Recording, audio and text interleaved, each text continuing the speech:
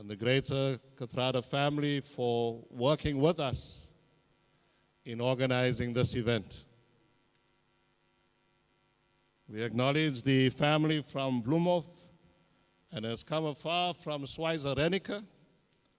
And so a special welcome to Fatima Patel, Faisal Patel, Ifa Chotia, Amina Patel, Farida Patel, Soli Noor, and Zohra Noor. You're most welcome, and thank you for honoring us in the way that you are present with us today. You also acknowledge the generosity of spirit of Comrade Barbara Hogan,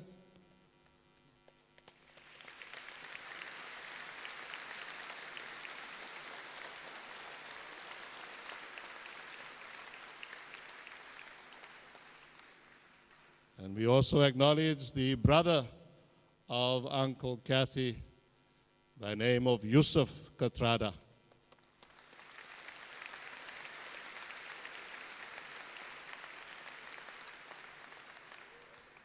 And all other nieces and nephews and extended family of the Kathrada clan, Salam alaikum to you and welcome in our midst. I ask that our interfaith representative representing various faith communities, if you could please come forward and just stand to my left and to my right. We acknowledge in his absence Archbishop Thabo Makgoba of the Anglican Church of Southern Africa, but he is honoring one of the many multiple hats that he's wearing, and that is he is engaged out at the University of the Western Cape. And I read to you, the Archbishop Thabo offers his apologies for not being here in person. He is also Chancellor of the University of the Western Cape, where he is presiding at graduations, capping those who have completely and have successfully completed their degrees.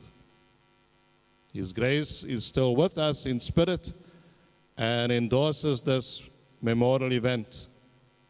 Its emphasis on the values by which Uncle Kathy and his generation of liberation fighters lived, including the maximum to be found in the Gospel of St. John, that the truth will set you free.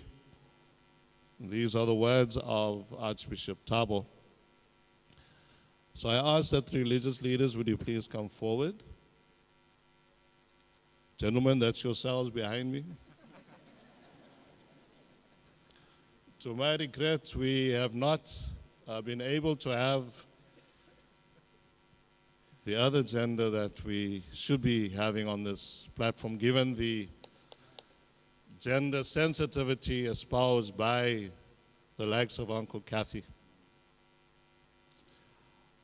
I am not going to ask again, but Guru Krishna, if you are here, please come forward, because I think that chant is so significant.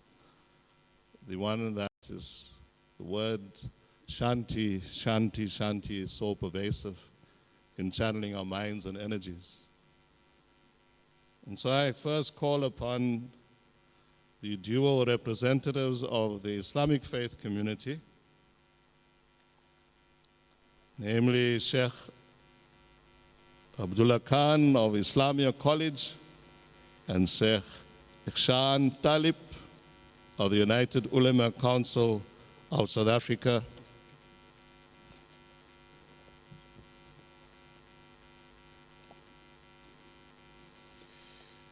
May the peace, the mercy, and the blessings of the Almighty be upon each and everyone present here. Assalamu alaikum wa rahmatullah. O Allah, we have gathered here in this majestic house of worship to pay solemn tribute, bidding farewell to a liberation stalwart, a fearless, courageous, revered, anti-apartheid veteran, an exemplary mentor, radical revolutionary with a humble soul, the great gentle uncle of our noble struggle, Ahmed Kathrada.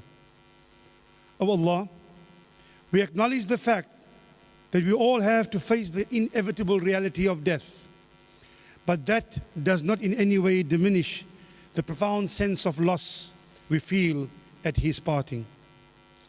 O Allah, we are saluting one of your creation who walked among us, who lived with resolute conviction, had unswerving dignity and a profound sense of purpose, whose indomitable spirit sustained him through years of incarceration and the pain of separation. O Allah, accept the efforts of one who was such an essential part of our struggle for freedom and equality, that his story is an integral part of our history and whose parting leaves a deep sense of emptiness. As his remains were laid to rest, a part of us was buried with him, but I dare ask here today in this house of worship, how much of him lives on in us? O Allah, how many of your creation among us live by his values?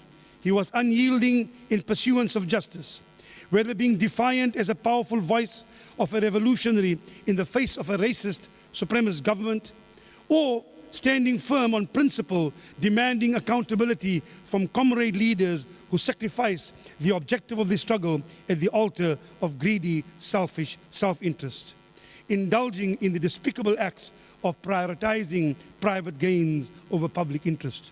O Allah, as his passing ushers the dusk of an era when the rainbow nation is seeming to lose its color, grant us the decency and the conscience to ensure that the gains made by such selfless struggle is never undone, that our freedom won on the blood of heroes like Steve Biko and Imam Harun is not auctioned off to the highest bidder.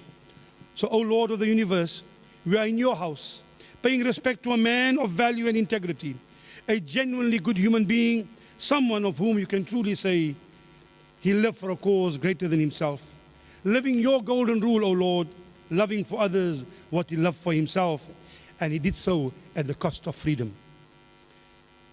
Ahmed Kathrada, a lovingly remembered person, a profound man of the highest integrity, who through his evident humility and overwhelming humanity inspired our collective respect, whose existence was a principled epic journey of the human spirit, who lived a heroic life and died a role model.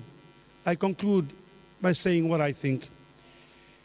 As he is received in the great beyond, I'm sure the Almighty is pointing at Uncle Kathy and saying to the angels, you see, that is why a human being is superior to angels.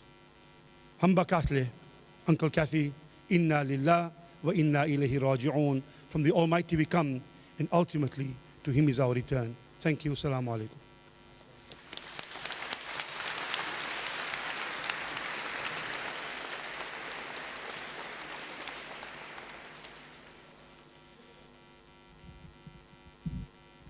His Most Reverend Michael Wieder, our dear and honored respected colleagues, beloved friends, respected and honored family of Uncle Kathy, Ahmed Kathrada, his beloved wife, Barbara Hogan, extended families present here of the Kathrada families and extended families.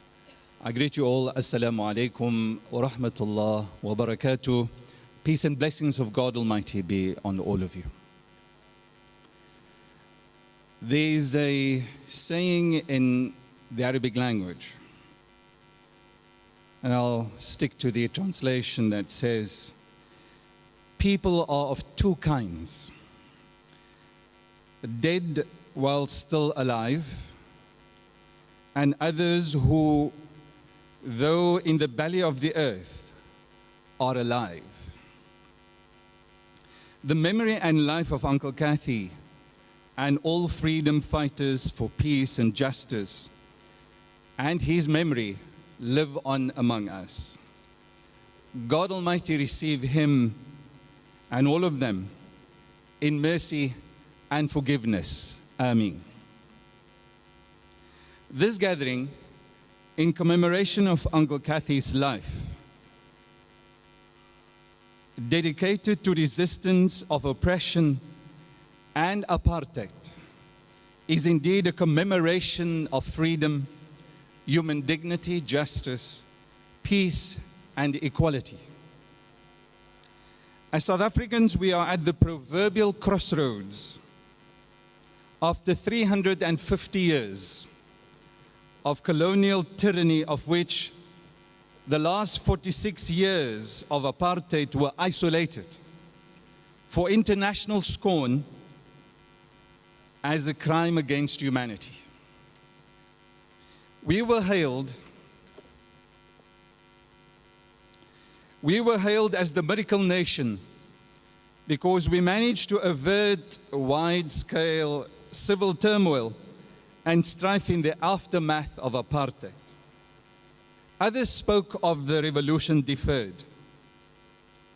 It is perhaps prophetic that the miracle nation has regrettably suffered almost irreversible erosion at the through of moral, economic, and political corruption. The impact of white colonial capital preservation at CODESA remains unparalleled. South Africa surpassed all countries as the most unequal society in the world.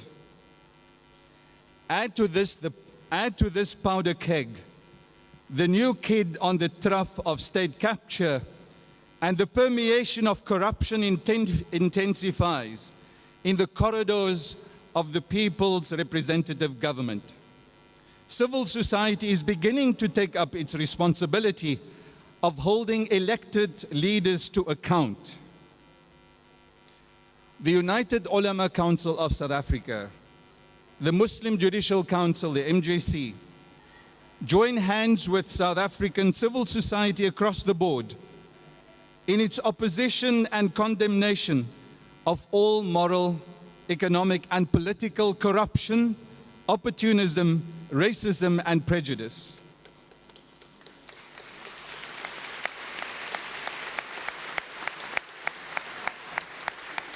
At the same time, we advocate for wisdom in our methods.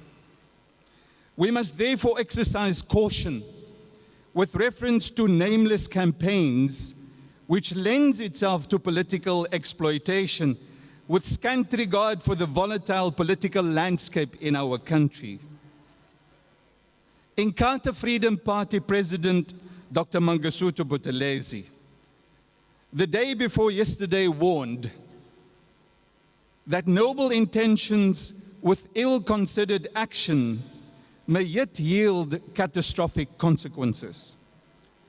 Parliamentary processes have lately been reduced to embarrassment for our nation. In the spirit of this gathering, we place the responsibility for this leadership crisis squarely at the doorstep of the African National Congress to address and provide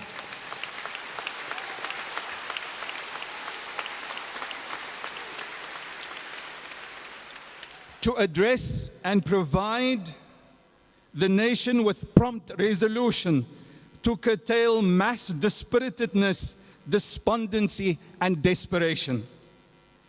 You have the power to reinvigorate ethical leadership for the benefit of the nation who have entrusted you. Uncle Kathy, you have earned through your luminous legacy a stature amongst giants in this world.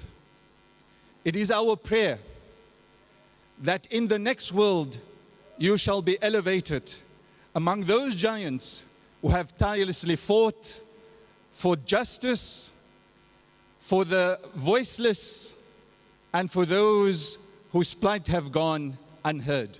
It is our prayer that this room, this august house of worship, and the ranks of civil society be inspired continuously by his legacy. I thank you all. Assalamu alaikum.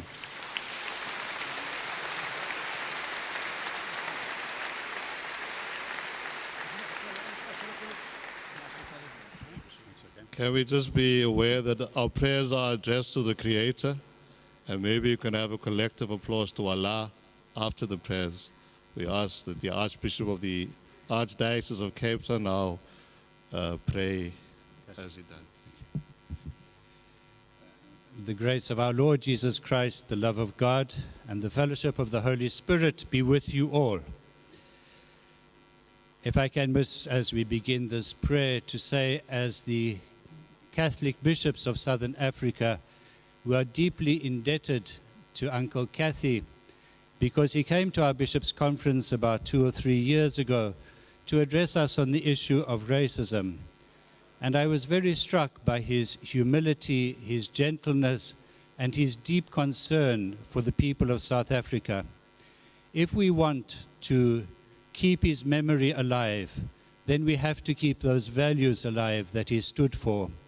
And so in this prayer, which we express to God our Father, who is the creator of all that exists, we pray, Lord, that we will embody the values that Uncle Kathy showed of humility, gentleness, selflessness, self-sacrifice, generosity, and a love for your people. We ask you, Lord, to help us to live those values in our daily life, to respect the dignity of each and every person, to bring an end to everything that divides us as a people, that we may be a unified and harmonious country. We pray, Lord, too, that you will give us the South Africa that we deserve, and the people, the leaders that we pray for, people who are truly concerned, most especially about those who are poor at the margins of society, those whose hearts are filled with compassion when they see the afflicted and the suffering, that they will work with every effort and all their energy to bring about an end to poverty and an end to homelessness, an end to everything that degrades us as human beings. We pray, Lord, that you will give us servant leaders, that you will give us leaders filled with humility, who are not self-seeking, but who put the common good as their focus of their political life. We ask you, Lord, to bless all assembled here this afternoon, to bless especially Barbara and the Kathrada family. Give them comfort and consolation, Lord, and keep us united in order that we may serve you and serve the truth. We make this prayer to the Lord. Lord, hear us.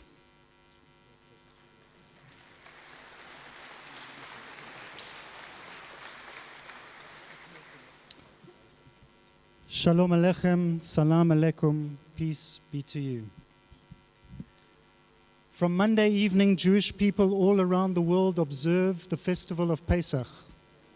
Passover commemorates the Jewish people's freedom from slavery and the domination by Pharaoh and the ancient Egyptians.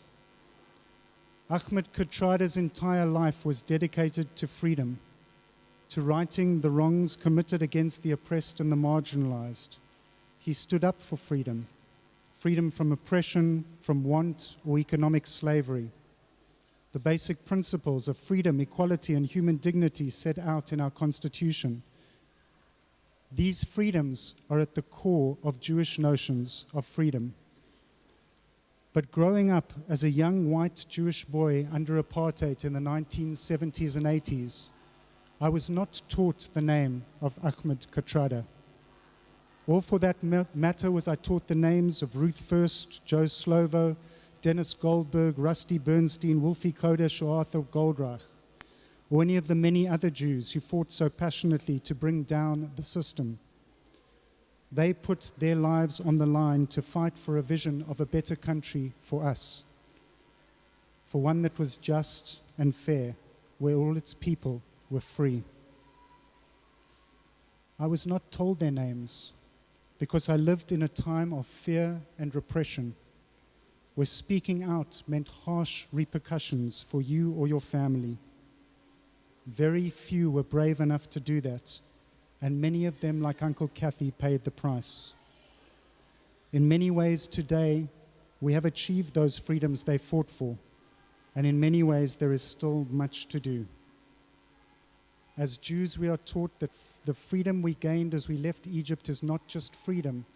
Freedom comes with obligations. And that is for all of us, the obligations that come with the hard-won freedom. Jewish responsibility includes the obligation to make sure that the rights of the poor and vulnerable in society are protected, and that our country is founded on justice for all, that we can see a future of hope and optimism. These were Uncle Kathy's values. Let us pray not just for his life, but for all of us who hold the vision of a South Africa proud and free. I will chant the memorial prayer in Hebrew. El Malay Rachamim,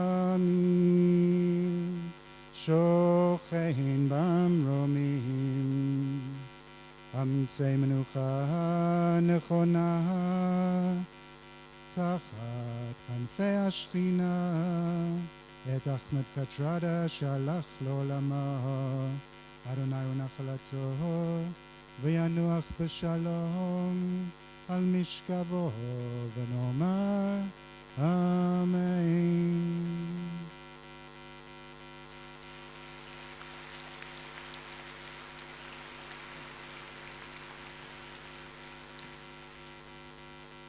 Archbishop Thabo has asked me to pray this prayer which he prayed at Uncle Kathy's funeral, which has been adapted. Loving and compassionate God of the universe, true and God, creator, sustainer and redeemer, whose arm bends the arc of justice towards the poor and the oppressed, and whose ear is ever inclined to the cry of those who are burdened under the weight of injustice. We thank you for the gifts of Ahmed Kathrada, whose life was spent ensuring that justice was realized for those on the margins, whose heart was radically open to the cries of the disadvantaged, and who tirelessly worked to lift the yoke of oppression. We thank you that in the course of history, you raise up women and men of profound conscience who challenge our complacency, lift up our vision, disturb our peace, and turn our eyes to the places of suffering.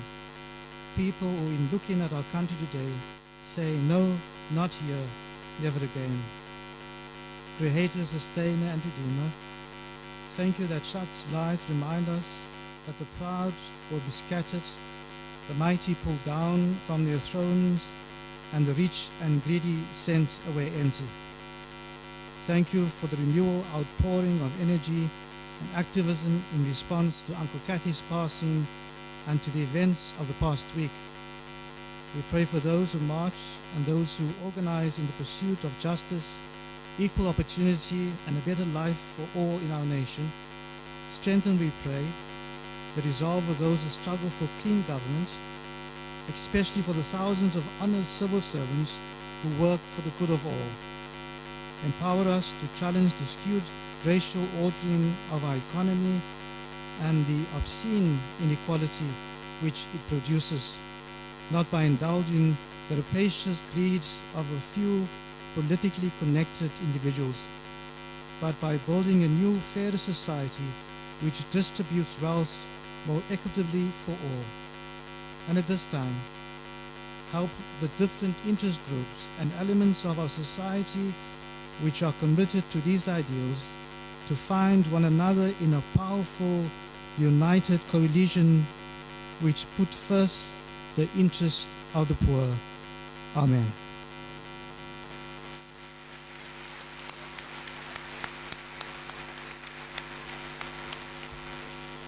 We thank our faith leaders for calling upon the grace and peace of our Creator upon this gathering. And we now proceed deeper into our program. I would ask that those who have the competency, if you could welcome with a revolutionary song our next speaker, or I would say after the revolutionary song.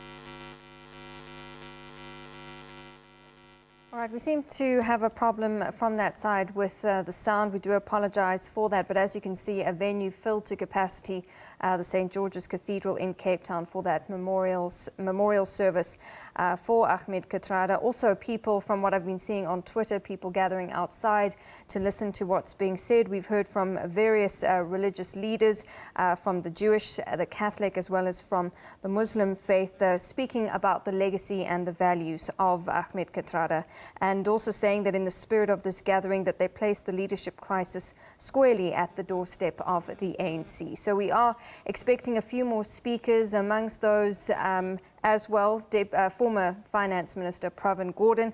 We'll try and get that sound sorted out for you and take you back to that memorial as soon as we can. Let's take a short break.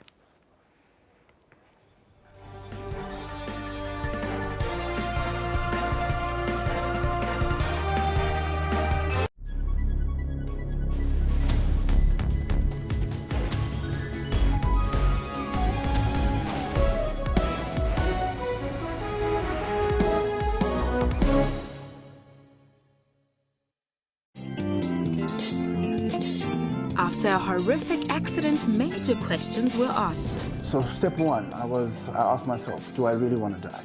And my answer to that was, I'm not sure. And then step two was, do I want my parents to bury me? And the answer to that was no. Learning kept his brain in full action on how the brain works. When I was in hospital, right, as I was saying, to catch up with my peers, I started to become obsessed with memory techniques and how the brain works and how we retain information. Touching lives is his continuous mission. I now work for a non-profit where we deal with access issues regarding kids with disabilities and persons with disability. We're busy working on beach access. Being wheelchair-bound did not stop fun in his life. I party in a wheelchair, I laugh in a wheelchair, I smile in a wheelchair. For all your uplifting stories, catch Bupilong every Friday. All right, let's take you back now to St. George's Cathedral in Cape Town for that memorial for Ahmed Kathrada. Wonderful being here and to see such an enormous crowd supporting the call. Thank you, thank you, thank you. In 1964, November, I was sentenced to 15 years imprisonment, having been found guilty of committing sabotage against the South African government of the day, the apartheid government. I served my full 15 years up to the last minute on Robben Island.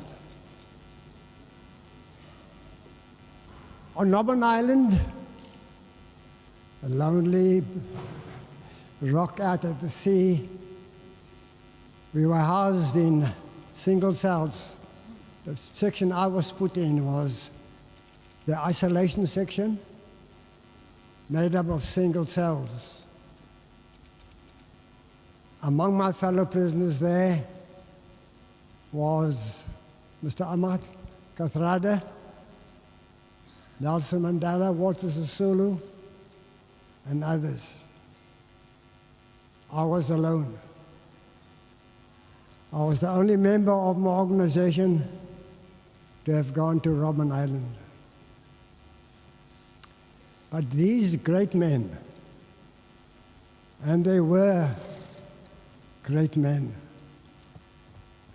they welcomed me warmly, embraced me, lifted me, and carried me through those 15 years. And I am grateful to them, and I remember them well.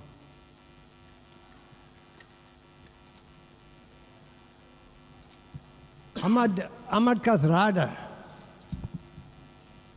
was one of my best friends on the island. And off the island, he was still one of my best friends. He was generous, hospitable, warm, had integrity, And that's very important to me, that he had integrity. And he would be so helpful to everyone whom he met.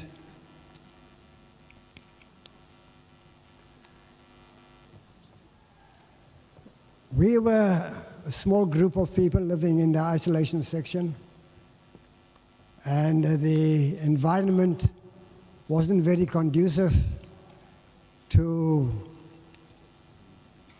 having close contact with one another. We all lived in separate cells, each one to a single cell. And initially we were locked up for 23 hours of the day.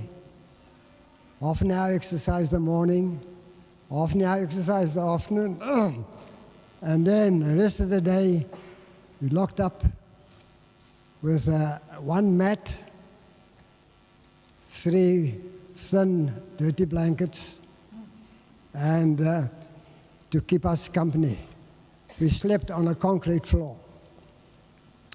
These were early days, ladies and gentlemen, and as time went by, and because the world started to take notice of us, slowly but surely, our conditions improved.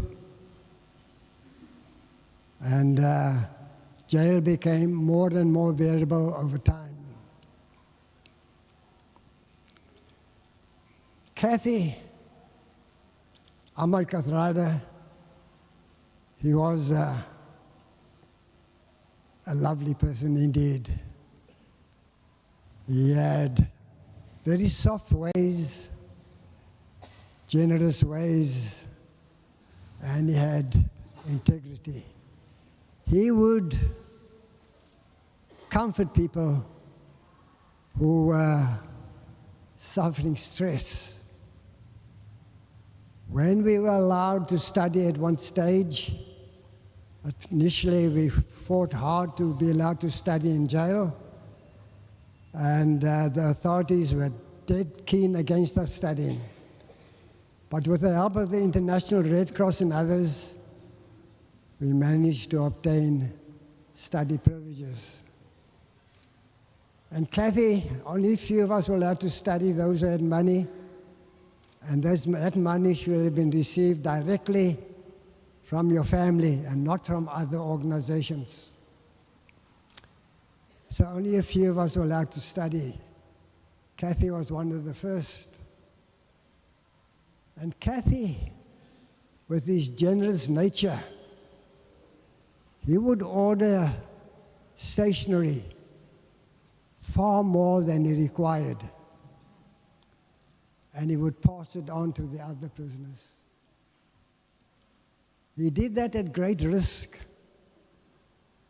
because if he was found out that he was doing this illegally, he would be punished, he would lose his study privileges, and of course, he would be back to square one.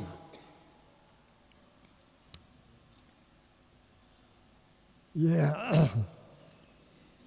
Kathy was really a lovely person, a fun-loving person, a person one could embrace. Kathy was also a big smuggler. He was our main smuggler in prison. We in our section, well, the whole jail wasn't allowed newspapers. We had no access to any news from the outside world. But we would work at the quarry, and when our food was brought, it was brought by non-political prisoners.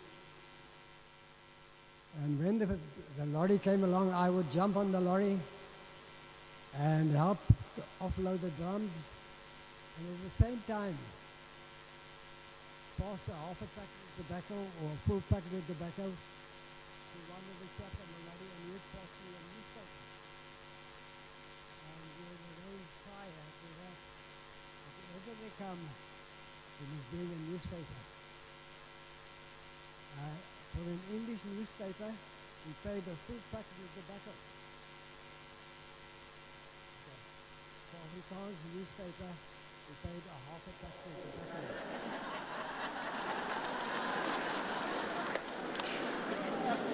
I delivered newspaper news, and at times the Commonwealth Presidents of cheetahs. Instead of giving us a news section of the newspaper, they give us an advertisement section. We live to live with it. But ladies and gentlemen, finally, I've never met a lovelier, greater person than Kathrada. Okay, more sound problems there, but that was former Robben Island prisoner Eddie Daniel speaking about his time on the island with his former prisoner Uncle Kathy or Ahmed Kathrada. They were in the isolation section together, so he was just talking about his time on Robben Island with Ahmed Kathrada.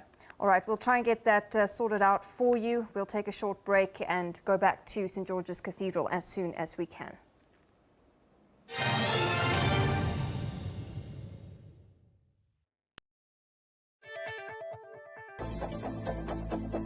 When cell phones get cut off, people say Mdluli was listening. Who are you? We have to approach Dennis Breitenbach, who was the prosecutor by then. The DA parliamentarian. That's correct. The one who was making halabaloo about me. There are allegations here that you abused the slush fund. What do you say to that? We don't have slush fund. I don't know about slush fund. I respect the fact that you cannot talk a lot about the Secret Service and all that. I guess that's the norm internationally. Yeah. But how do we know that you, Richard Mdluli, are not abusing the funds of the state? You are counted amongst the president's men. Are you? That is rubbish. Also the matter of General Boysen in KZN. He's not speaking very well of you. No, that one is talking rubbish.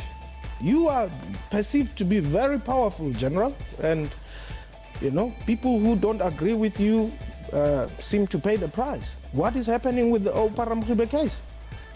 No, I'm surprised because as I've said, I'm a person of people.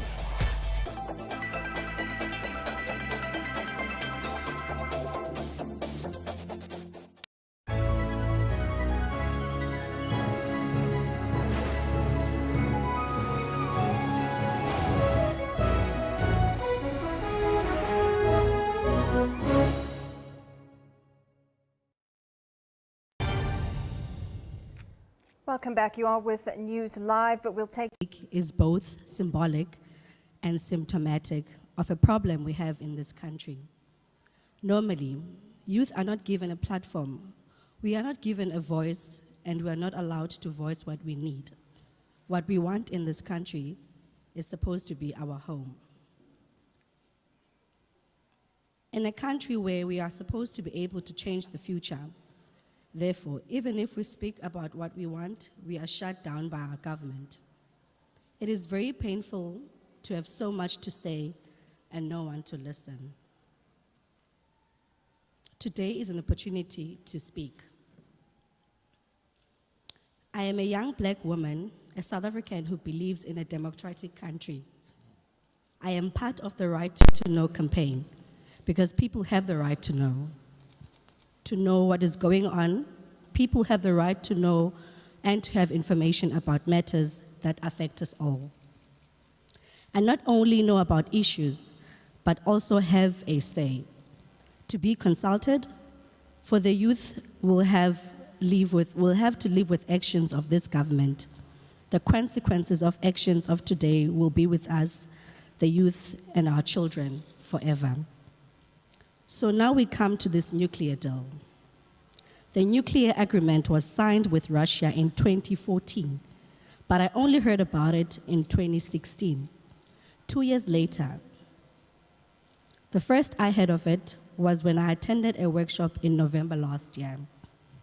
The secret nuclear deal will cost South Africa 1 trillion rand or more. It would mean that the money that is supposed to be for education grants, and healthcare will no longer be there. The money that is supposed to be used for bettering our country will have to be used to pay off the nuclear deal. That day in November last year, we gave a letter to Parliament demanding public hearings to hear the voice of the people. To this day, they have not listened. The government does not want to listen. I became a Southern African Faith Communities Environmental Institute, SABC's youth ambassador, to try and explain to others what is happening in this country around us, because so many people don't know. Two organizations, SABC and Earth Life Africa Joburg, have taken the government to court over the secret nuclear deal. The court case was supposed to be heard in mid-December, but government used dirty tricks to duck the court and delay the case. Finally, in February this year, the case was heard, and we are waiting to find out. We believe it will be successful.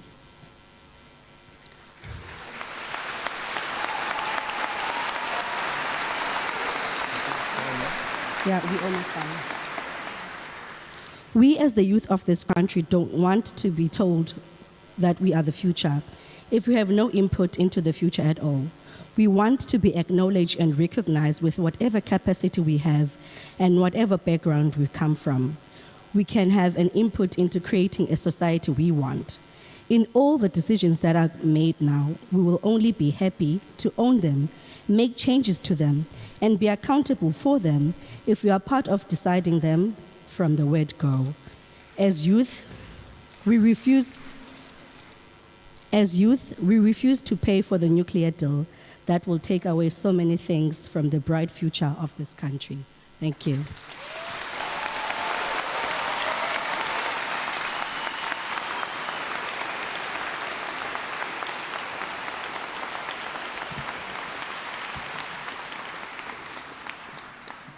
We thank our speakers from SAFCI for their brevity and also the value that you bring with your emphasis to our gathering. I think you take a chance when you ask a priest to be a timekeeper. We normally take 10 minutes to warm up, so please bear with me if I seem to be galloping through it. I have standards to maintain in terms of making sure that we are done by 3:30 to honor our commitment in terms of time and other engagements beyond here. Our following speaker is Fasia Hassan. She's a student activist and part of the student leadership of Fees Must Fall. She is a leader within that context and milieu. Please welcome her.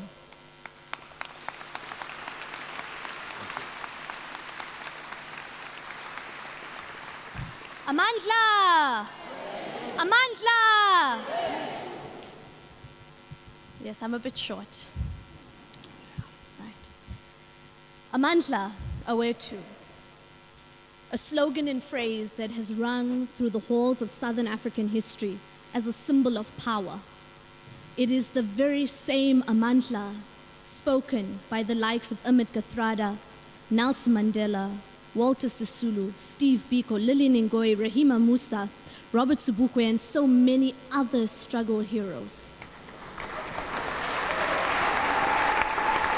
We travel the same road that Stephen Bantu Biko, Chris Hani, Fatih Mahir, and Solomon Mahlangu, who today marks the 38 years of your hanging. Indeed, your blood is nourishing the tree that is bearing the fruits of freedom. But this road that we walk is an old road. It has its place in our history books. And I stand here in front of you, a 23-year-old Muslim woman of color, a so-called born free. The very first generation born just a few months shy of the first democratic election in 1994. I am the living product of the struggles of Ahmed Kathrada and the likes. Uncle Kathy was the living embodiment of what it meant to challenge an oppressive system. He was a member of the Young Communist League at the age of 12 or 13. And even at that young age, he knew that something was wrong. He knew that the status quo was something that needed to be challenged. Little did he know at that young age that the decision he made would alter not just his own life, but really the history of the world. And that is what brings me to the fateful day of October 14th, 2015, when myself and others woke up in the early hours of the morning and we sat down on the ground with an unfaltering conviction. We didn't know that fateful morning would change the course of history, or that we would spark debate and reignite the fighting spirit of young people. When we sat down on those tar roads, all we could think about was the increment and what it would mean for the working class and for the black child. We were verbally abused, physically assaulted, threatened, almost driven over. In many cases, some people were. But we remained steadfast. And just like the anti-apartheid struggle, it began with a small group of people in the early hours of one morning. But by midday of the same day, we had managed to mobilize hundreds of students, and in the upcoming days, thousands more. We showed the country, and indeed the world, the power of a mobilized youth to shake the core of an unjust system. We were once called that lost generation, a group of young, apathetic people without a vision. But we changed that. We reignited the flame that lay dormant within us, and we allowed the spirits of Solomon Mahlangu, Lillian Ngoyi, Steve Biko, and now the spirit of Ahmed Kathrada to flow through us, to give us strength, and to give us the courage. Uncle Kathy has always had an affinity for young people. And when we made the call to civil society to join us in the fight for free, quality, decolonized education, he was one of the people who joined us. And at a time when it was unpopular to do so, at a time where we were called hooligans, troublemakers, we were even called monkeys. And it was in those times that Uncle Kathy took the decision and stood up with us. There were many times where he joined us at Solomon Mahlangu House, and even at the Union buildings on the 23rd of October, between the tear gas and the rubber bullets. And I remember how he would hold my hand. His hands were always very, very warm, unlike mine. And I would always expect him to scold me at the various militant things we had said or done that day. But instead, he spoke to me in the softest and most humble of voices. And in so doing, being able to get through a space no one else was able to do. But he was there to listen. Not 5 months ago, he was with us in Solomon House. And he was a fighter until the very end, even in death. At his funeral, myself and many other women were afforded the right to perform the Janaza Salah, which is the burial prayers, many of which have been excluded through women through the ages. Even in death, Uncle Kathy was able to advocate for a non-sexist, non-patriarchal society. And while we may have sometimes disagreed, Uncle Kathy remained true to the cause. He understood our anger and our desperation for change. He remembered what it was like to be young and to be radical. And so, Uncle Kathy, wherever you may be, thank you not just for the advice and the courage and the guidance. Thank you for your courage to having stood up to the disgusting monster of apartheid and colonialism, but also for your courage to having stood up to your own people who have tarnished our hard-earned democracy. In many ways, it is easier to fight your own enemy than it is to fight your ally. Thank you for never turning your back on us and on your children. But I also cannot stand here in front of you without speaking about the current context of the country and the difficulties we face. We are indeed at an epoch as this country. And the bitter truth of the matter is that we failed our people long ago. We became a left-talking but right-walking ruling party.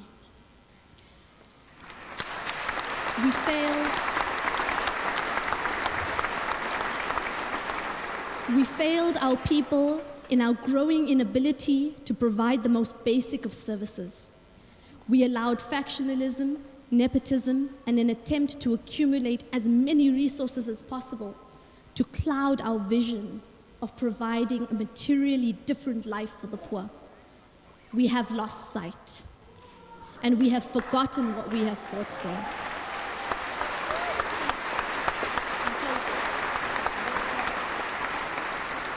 But let me be very, very clear. I'm not here to advocate for one side or another. I am here to tell you and to tell the country that we as young people are fed up. We are done being pulled into your factional battles and your wars. We have no interest in being used as tools to fight your battles. By the time you are done, there will be no ANC to fight over. By the time you hand over to us, we will be mere observers in the gallery of Parliament, in the opposition benches, trying to rebuild of the ashes that you left behind. And this is not what people want to hear, but it is the truth. This fight serves only to harm the poor working class. And who suffers most from a cabinet reshuffle and the economy downgrade? The poor working class.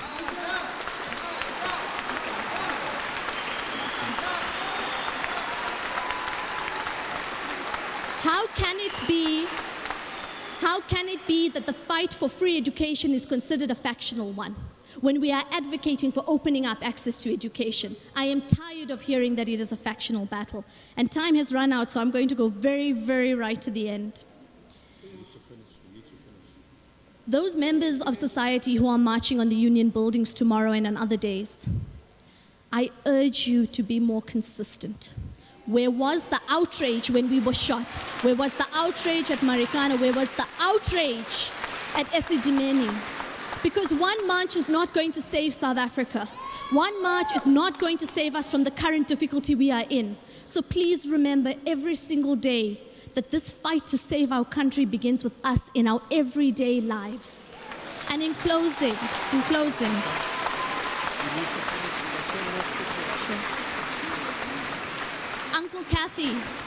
Uncle Kathy, you have fought tirelessly for the freedom of our country and for the soul of the African National Congress.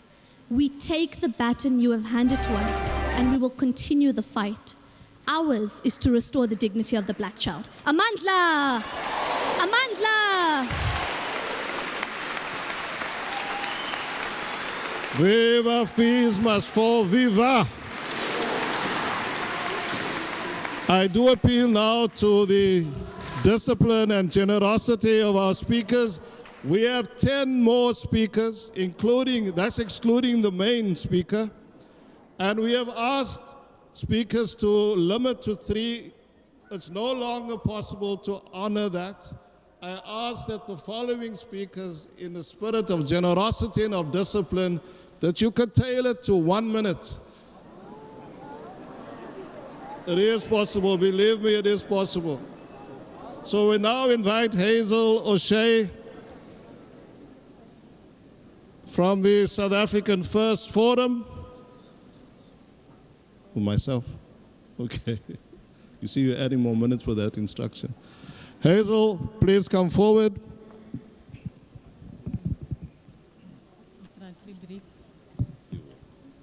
Amandla. Amandla. Good afternoon all. I bring you warm greetings from the SA First Forum, who insists that politicians place the country, the people, and the Constitution ahead of themselves. At the outset, and on behalf of the SA First Forum, I would like to offer my condolences to Kaida Barbara, Hogan, and the Kathrada family, and thank them for the willingness to share this somber occasion with SA in the way in which they have. We respect and honor the Kathrada Foundation for allowing the death of one of our leaders to be remembered in this way, and for selflessly collaborating with all civil society organizations in honoring his legacy. It is our privilege to be invited to offer tribute to the late Uncle Kathy today.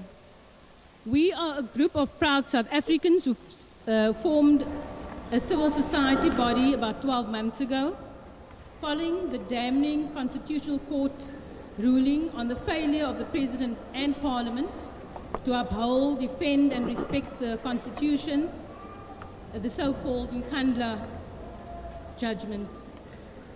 Since our inception, we have called upon South Africans to rediscover their voices and to organize themselves in order to act against rampant corruption, disrespect of the rule of law, and poor leadership on the part of those who are supposed to lead our country.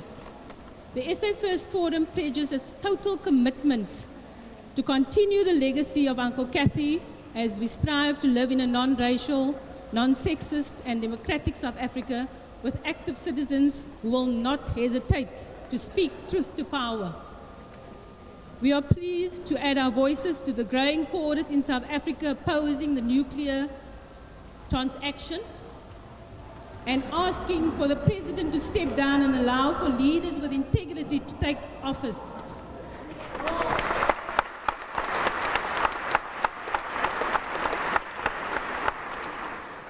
We continue to call on South Africans to organize and use the hard-won freedom to find their voice. We say to society and the youth in particular that it matters to get involved in societal matters. And at this time in its history, it matters more than ever before. We pledge to follow the lead of the Kathrada Foundation and work with and support similar civil society bodies that are rising up against corruption, misrule and mismanagement of our country. We wish to place on record our desire to explore the formation of a united front of organizations to rescue our country from unaccountable and corrupt leaders. The time to act is now. Let us all stop fiddling because Mzamsi is burning.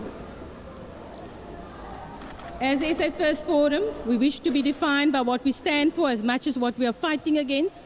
In this regard, I just want to end with the kind of South Africa we wish to have, and it takes pride of place in our founding document, and I quote, and I have to finish here. I have a dream to live in South Africa where we live in harmony as a nation, enhanced by our diversity, where all have the opportunity and the right to have a better life for ourselves and our children. We are governed by our Constitution and served by men and women of integrity who are in the public office to serve all our communities without fear or favor.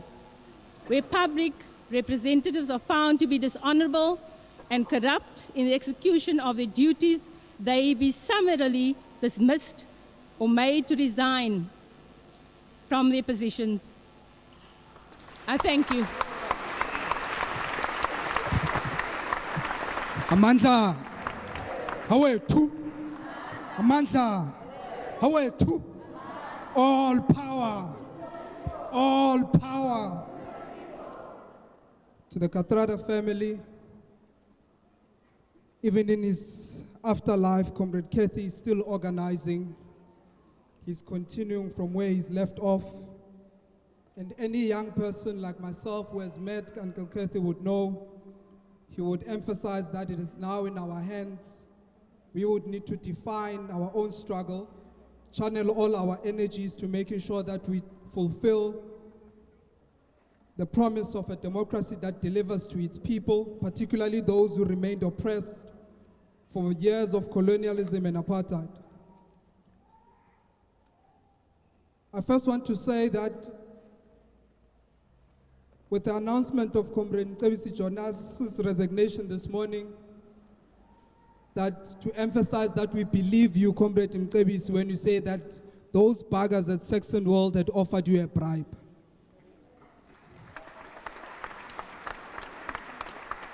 We salute your honesty and integrity in making sure that you don't compromise the old values of the African National Congress by not embracing the new values of the ANC, of Zuma, of lying, stealing from the people, particularly those stealing from those that are poor.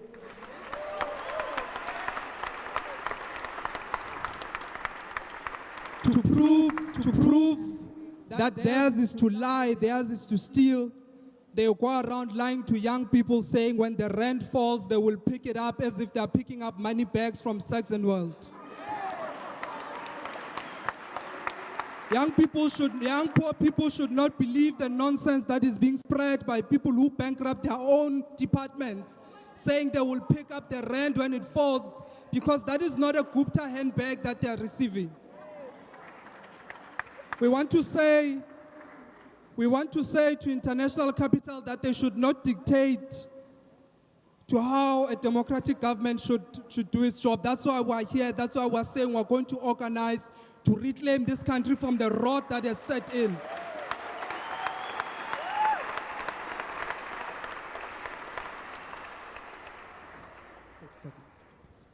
On the nuclear deal, we're saying we're not going to be lifelong customers of Kulubise Zuma and the Gupta brothers. That nuclear deal must be abandoned.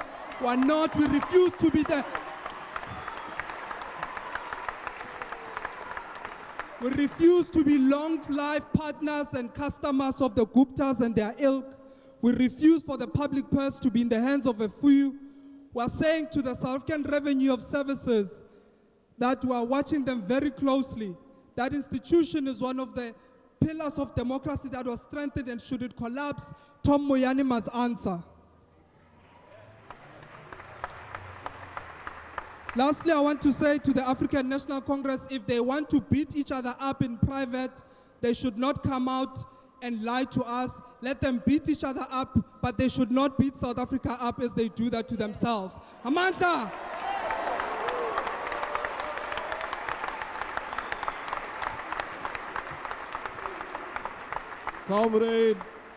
Comrade speakers, we are now in the injury time. So please deploy the summarizer.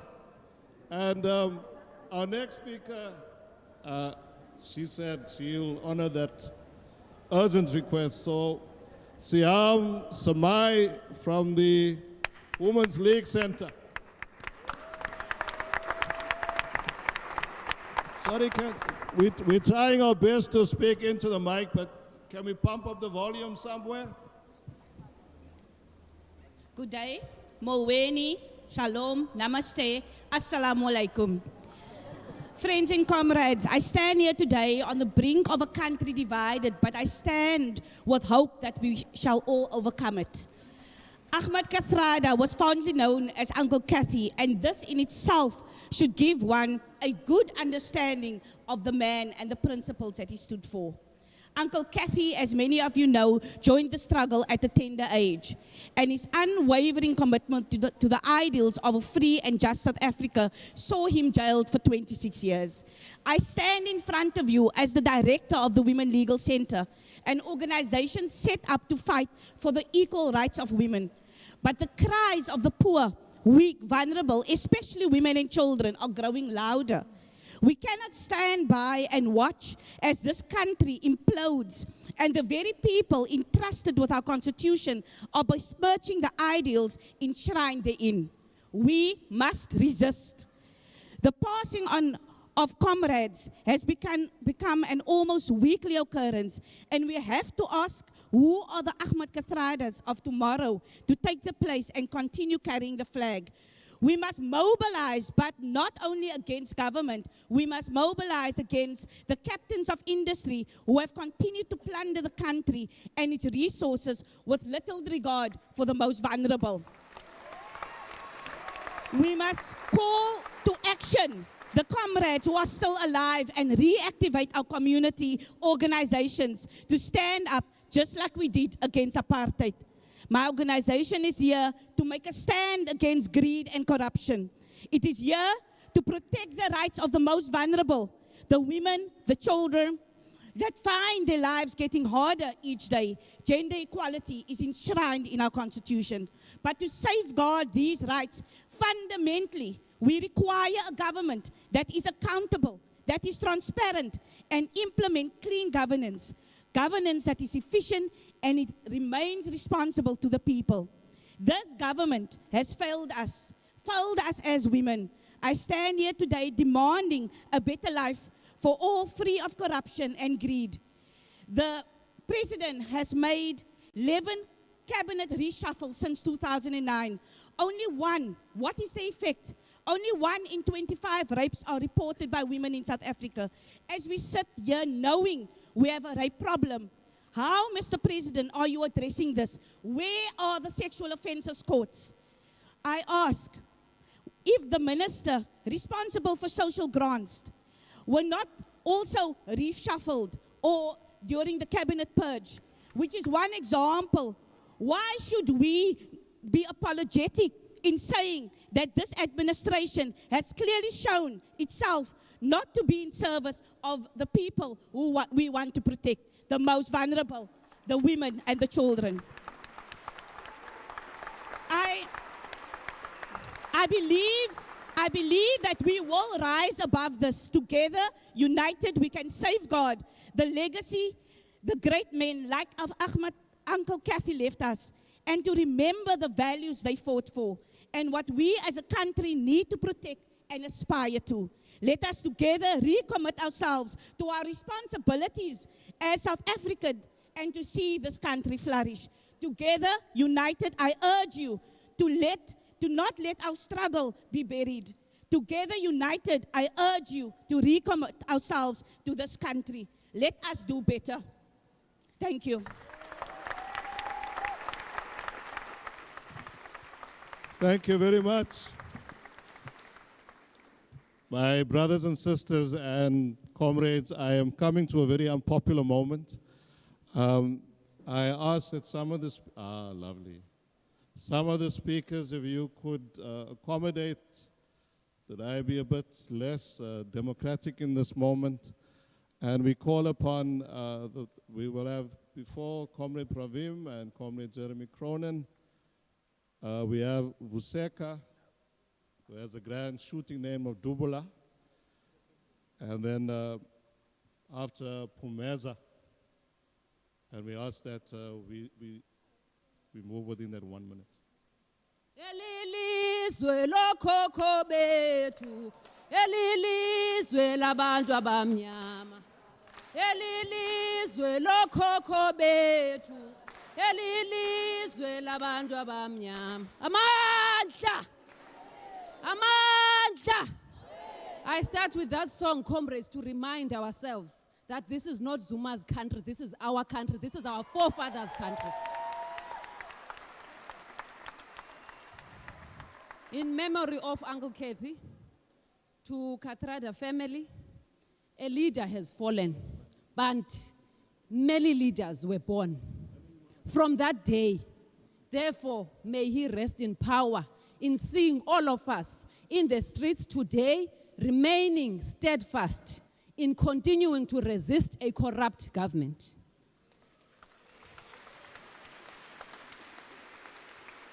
And Uncle Kathy leaves us in a very, very important moment. He left us wisdom. And his wisdom, may it infect all of us. May it infect many of those who are still remaining in government, as it has infected Pravin Gordhan today.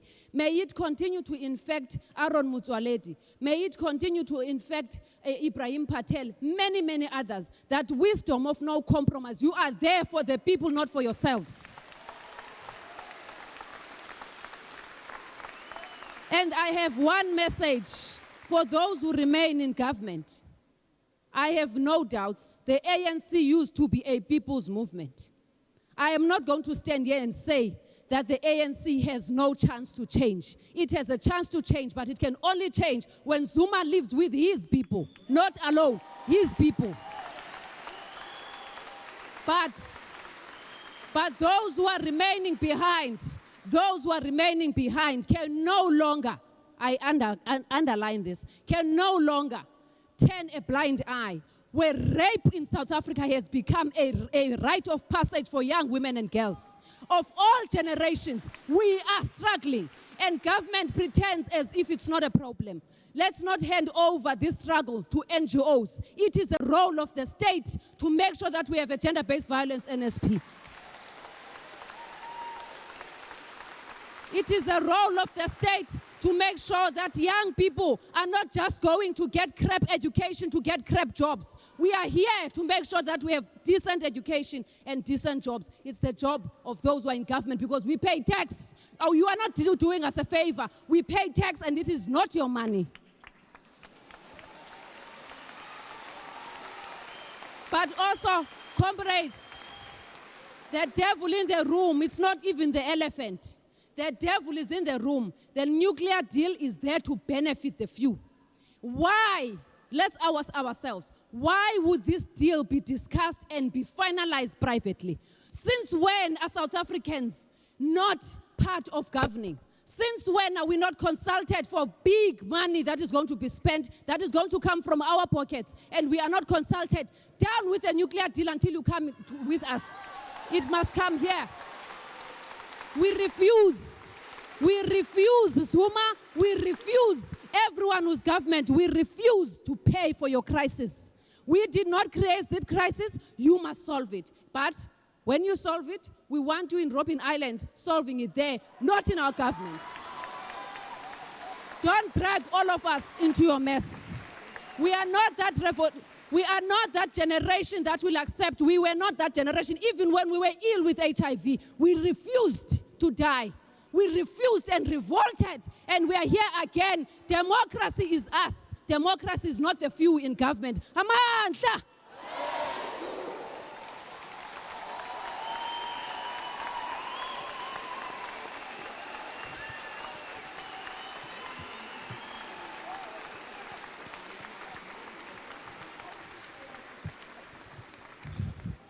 Umcholozi, Rakweis, one teen Tabafaz.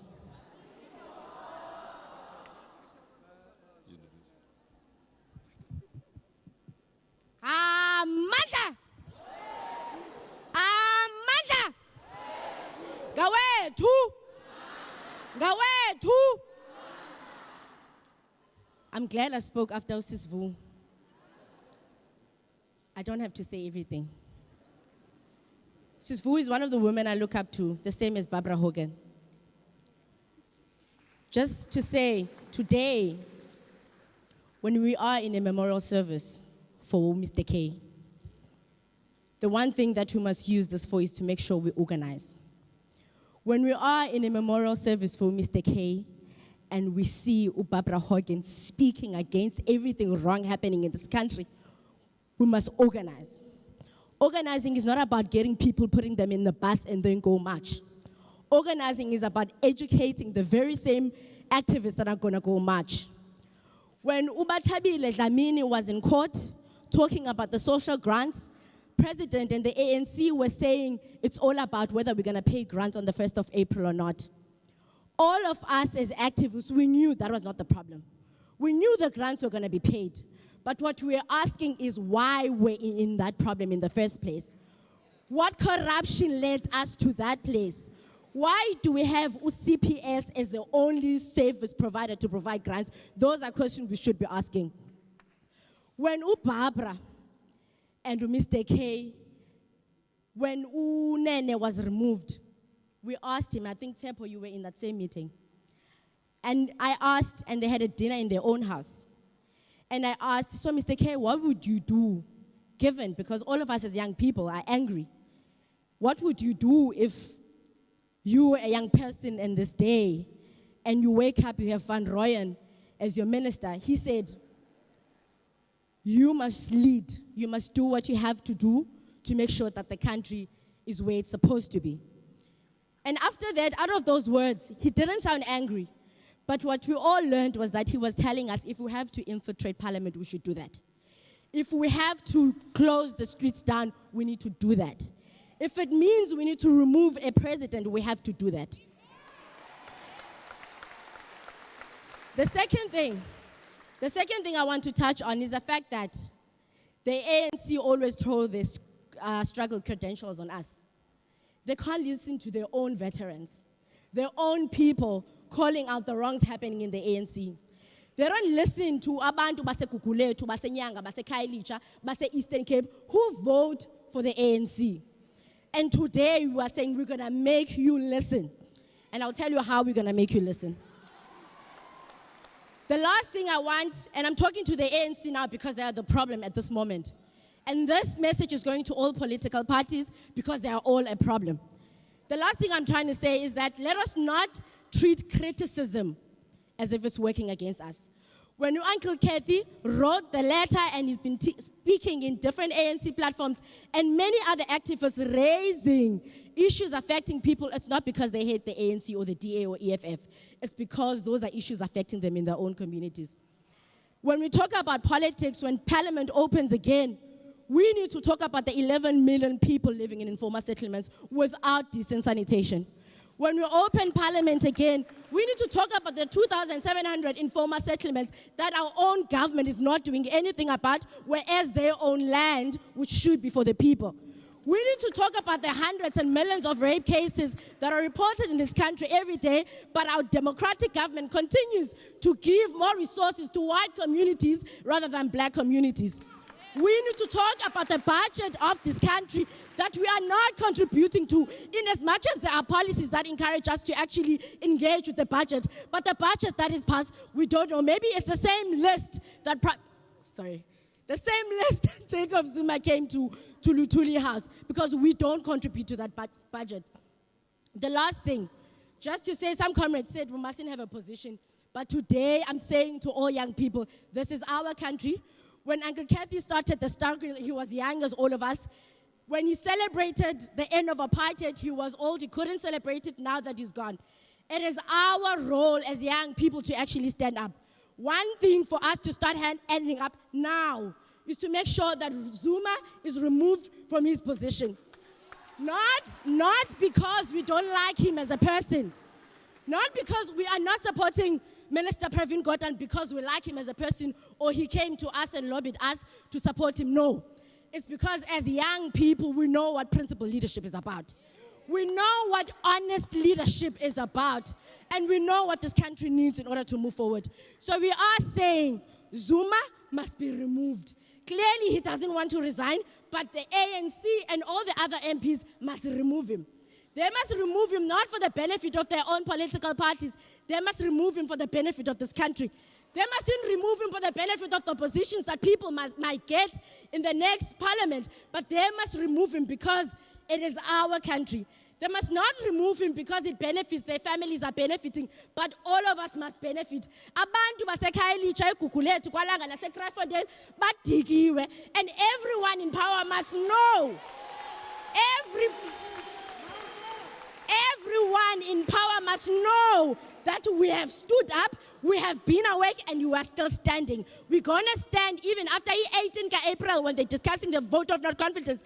And we want every honest leader who's going to be in that room voting, whether it be secret or silent. You need to prove to us if you are really a leader. You need to prove to us if your speaking is for this country or for your own benefit. It doesn't matter what political lines you're going to be voting on. You must vote against Zuma. We as young people, just to reiterate, we are not going to pay for a nuclear deal because the nuclear deal is not going to benefit us. If we have the nuclear deal, abantu basekhayelitsha are still going to be poor tomorrow. If we have the nuclear deal, we won't have the social grants for the 70 million people we were talking about. Zuma must go. The ANC must take Zuma out. All the other MPs must take Zuma out, and it's not because we're supporting all the other political parties. All the communities I just mentioned, just by the way, they're all voting for the ANC. And you must know, if these people don't want to vote for you, they'll be able to take you in power, and that's the struggle we must take forward. Amandla.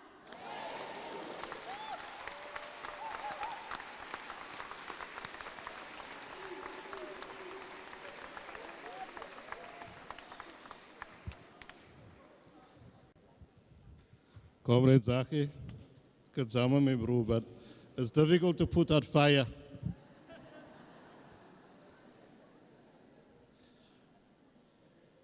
Pumeza has spoken to the ANC, amongst others, and now we invite the representative from the African National Congress to speak to us, and we call upon Nokutula Ngaba to please come forward, and then Jeremy, and then we'll see.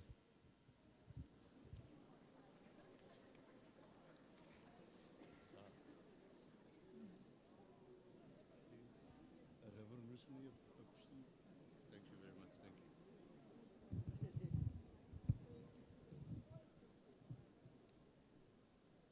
Amandla. Amandla. Awethu. Thank you very much, Program Director. And I greet you all in the name of the African National Congress. I'm deployed here to come and speak, even though there were threats that if anyone comes and attend, something will take place. But I took that responsibility as being mandated. Because as the ANC in the Western Cape, we love people of this nation. We love people of this province above the ANC. Because we know that without people of this province and people of this country, there will be no ANC. So I want to take this opportunity to say to the family of Uncle Kathy that we are with you. He was a great leader. He united us when he was still alive. We are here together again whilst he is no more. This is the year dedicated by the ANC to Comrade OR and a month where Comrade Chrisani left us. And I want to say to those that they've, as I was standing up, said to me, you are under a hot seat. Because you are going to speak after all others, they've said it all about the ANC. And I'm here to speak on behalf of the ANC. I know that the time is very limited, but what I appreciate about all the speakers, it's when they say, we do not hate the ANC, because the ANC as the organization did not create the mess that we are under. It is the individuals that have created this mess. I am not defending any individual. I am not defending any individual. I came here knowing that I can be crucified because some of the things that I will say might not be appreciated, and I will never be angry. I understand why, because I am groomed in this movement and I know how to deal when comrades are angry, when citizens of this country are not appreciating what the ANC leaders fought for compared to what they are doing today.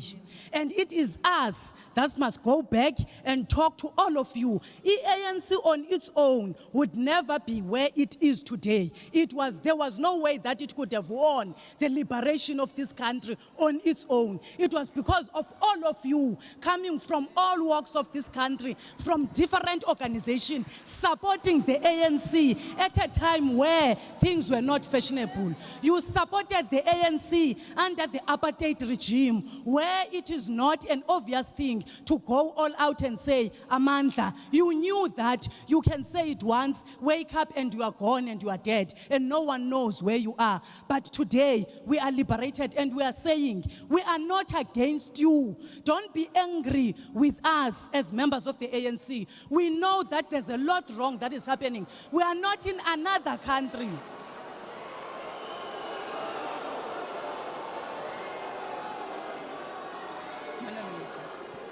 We are not in another country. We are here with you in South Africa. We know exactly what is happening. We are saying,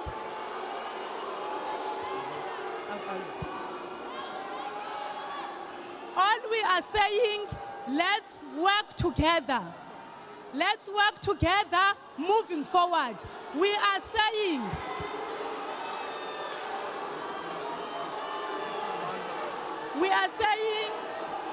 moving forward, together, we can do more. Amandla, Amandla.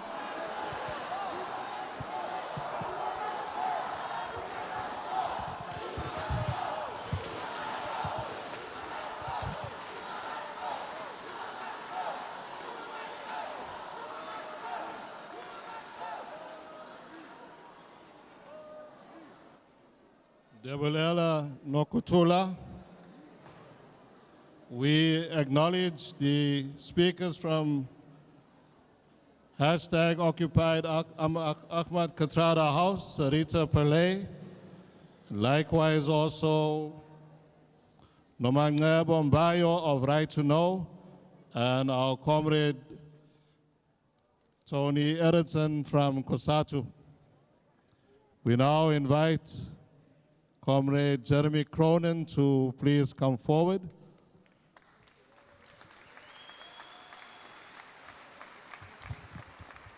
Amandla! Pansi corruptors, Pansi! Pansi the Guptarization of the ANC and of the state, Pansi! Amandla! On behalf of the SACP, first of all, let me greet and thank the presence of the religious leaders, thank the presence of many leaders from social movements, from the trade union movement, and for all of you who've come out, I think, profoundly to speak boldly in remembrance of Comrade Kathy Kathrada. Let me also, on behalf of the SACP, once more express our deep solidarity with the Kathrada family, with Comrade Barbara Hogan, his life partner, Comrade Kathy's life partner, and with all of you who were friends of this wonderful human being, Comrade Ahmed Kathrada. When a few months ago, Comrade Kathrada politely, because he was polite, not all of us are, requested President Zuma to resign. When he did that not because there was any personal animosity between him. He was not that sort of person. He didn't do it because there was an ANC conference coming up and he was part of a faction that wanted to support one or another faction. He obviously didn't do it because he was in the pay of monopoly capital or part of some bogus imperialist plot and conspiracy for regime change. He made the call not because he imagined that the stepping aside of the president on its own would solve the many problems inside of the ANC and inside of our country confronting our constitutional democracy.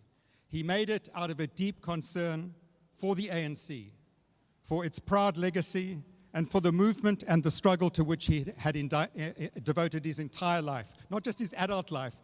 As one previous speaker said, he joined the Young Communist League at the age of 12. He did it out of a strong moral repugnance for the parasitic looting and patronage networks that have penetrated into the uppermost echelons of the state and of the ANC.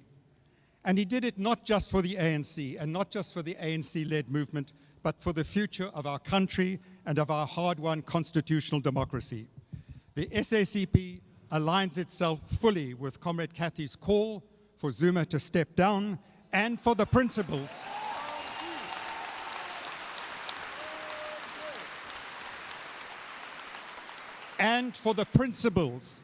on which Comrade Kathy made his call, because that's also important. It's not just about removing someone for factional or other reasons.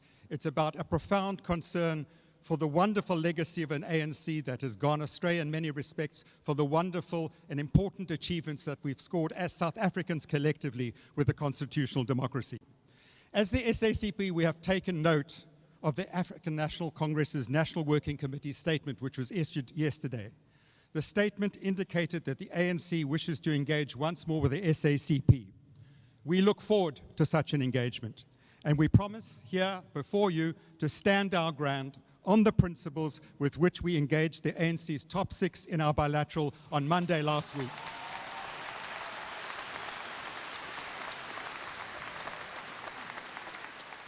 It was in that bilateral that we were told by President Zuma that he intended to axe Comrade Pravin Gordhan.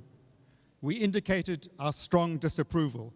That's not, Pravin, because we necessarily agree with everything, and we've had some good arguments as the Communist Party with the Treasury and comrades there, but because we understood what was at stake. It was also in this bilateral meeting of Monday last week that we heard for the first time about a so-called intelligence report alleging treasonable activities on the part of Comrade PG.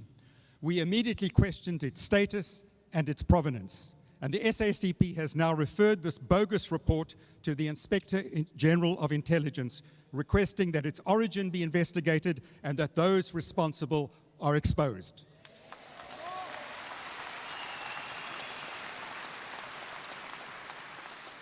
The National Working Committee has now indicated that it was a mistake for the so-called intelligence report to have been the basis for the abrupt and clumsy recall from London of comrades PG, Jonas, and the outgoing DG Lungisa Fuzile. That's not good enough, simply to say it was a mistake.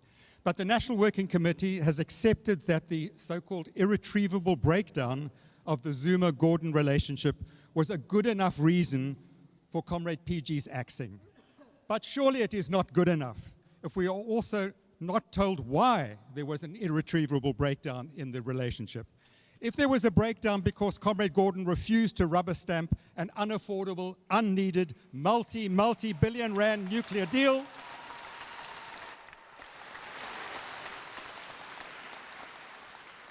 if that was the reason, if there was a breakdown because Comrade PG refused to intervene with the banks on behalf of the Gupta family to reopen their bank accounts,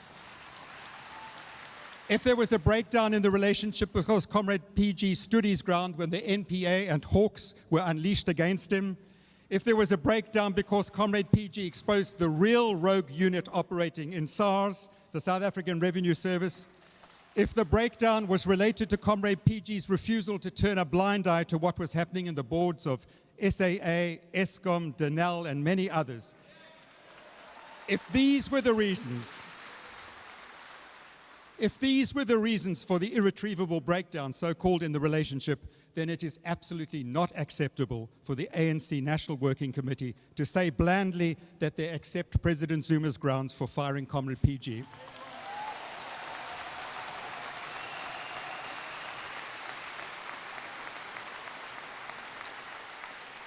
That would be a betrayal of all the values and principles of the ANC. Now, we know that from yesterday's press conference by the National Working Committee that President Zuma had already told his officials in November 2016 that there was a so-called irretrievable breakdown in his relationship with Comrade PG. Now, first of all, that's bizarre as a reason to fire a minister, because this is not an employer-employee relationship. It's not a labor relations issue. This is a president and his most senior minister in government. So what has the NWC got to say? What has the top six in the ANC got to say? What steps were taken to remedy this so-called irretrievable breakdown in the relationship?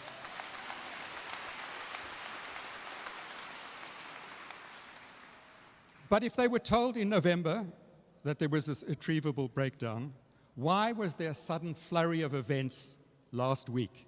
Reckless events which have endangered our economy, our country, reckless in all kinds of ways. I don't have the time because I'm feeling the pressure, as I should. Okay. I'm helping to amplify you. Oh, thank you. Oh, okay. Last week, there were two notable court cases involving the financial sector, and both were connected to the Gupta business empire. The first was fairly widely reported on. It was the case brought by Comrade PG himself for a declaratory order to say that the Minister of Finance cannot intervene on the part of private parties, notably the Gupta family and their associates and their corporations, in a private banking matter. But the second case was less well covered, but possibly more indicative of what might have been afoot last week. Last year, all the major South African banks closed the banking accounts of the Gupta-related companies. In February, the Bank of China closed the Gupta-linked VR Laser Asia bank account. We didn't hear too much from the New Age when that happened, because that was not white monopoly capital. I'm not sure if it's yellow monopoly capital or monopoly capital with socialist features. Baroda Bank of India, the last remaining bank standing from the point of view of the Guptas, had set, according to reports, last Friday, March the 31st, as the deadline by which they were going to close all accounts. And so there was a second interesting court case that happened hurriedly last week.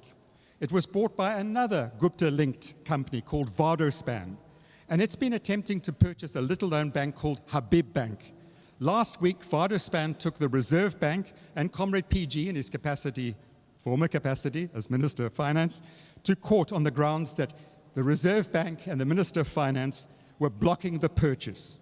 Vardospan indicated that the current owners of Habib Bank had given them March the 31st, again Friday, end of last week, as the final deadline to get the green light from the Reserve Bank to proceed with the purchase of Habib Bank. The Reserve Bank in its court papers indicated that it was impossible to give the green light until there was clarity on the source of the funding for the purchase. The Reserve Bank in particular singled out the dodgy Tegeta-Eskom deal, indicating that although Tegeta was indicated as a key source of the funding to purchase this bank, there was a refusal to be transparent on the part of these Gupta-linked individuals about Tegeta's financials. I wonder why. And the court appropriately threw out Vardaspan's application. So why the sudden rush last week? Why the clumsy recall in midstream of Comrade PG's Team South Africa from London? Why the high-risk cabinet reshuffle? Why the inadequate consultation with the ANC's top officials? I suggest there are dots to be connected. I leave it to you to make the connections. And this goes to the heart of the crisis. The crisis that we are facing, not just as the ANC, not just as the alliance of the ANC, led by the ANC, but as a constitutional democracy. If elected and collective leaderships are bypassed in critical decisions whose content and timing are seemingly determined outside of cabinet, outside of parliament, outside of even the National Executive Committee of the ANC or the top 6 of the ANC, then we are all in trouble.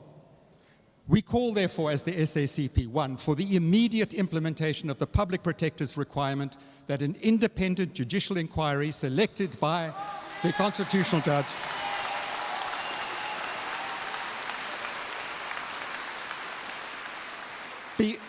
such an inquiry must be established within the 3 months to investigate the financial links and dealings between all public entities and the Gupta family and companies associated with them. Secondly, we call for the revoking of the citizenship and residential rights of the Guptas.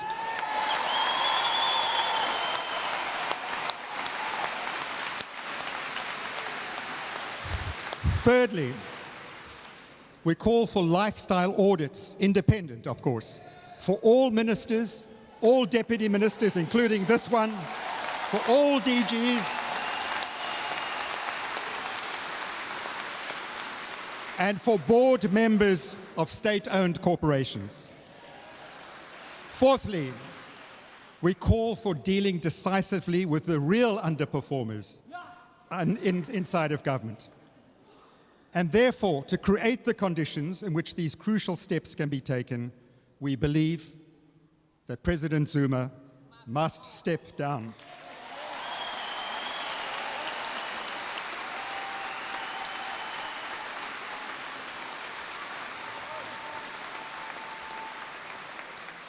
One of my fellow speakers has got a lovely T-shirt which says, "Speak truth to power." Let's agree with that. But let's set our ambitions higher. Let's also try to make power truthful. And in order to make power truthful, there's only a way of doing that, and that is to make truth itself powerful. And that's why I am really encouraged by this collective gathering and many similar gatherings all around South Africa, of South Africans, some from the ANC, some from the broader alliance, many not from that. But we are all collectively deeply concerned. But we should take heart, we should take courage. Together we shall overcome. Amandla! Phansi corruptors, phansi!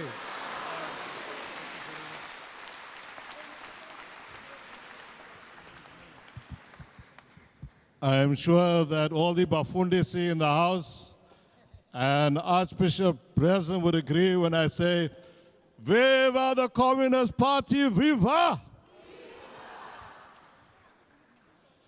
We ask that the corridor, the aisle be kept open for our next speaker.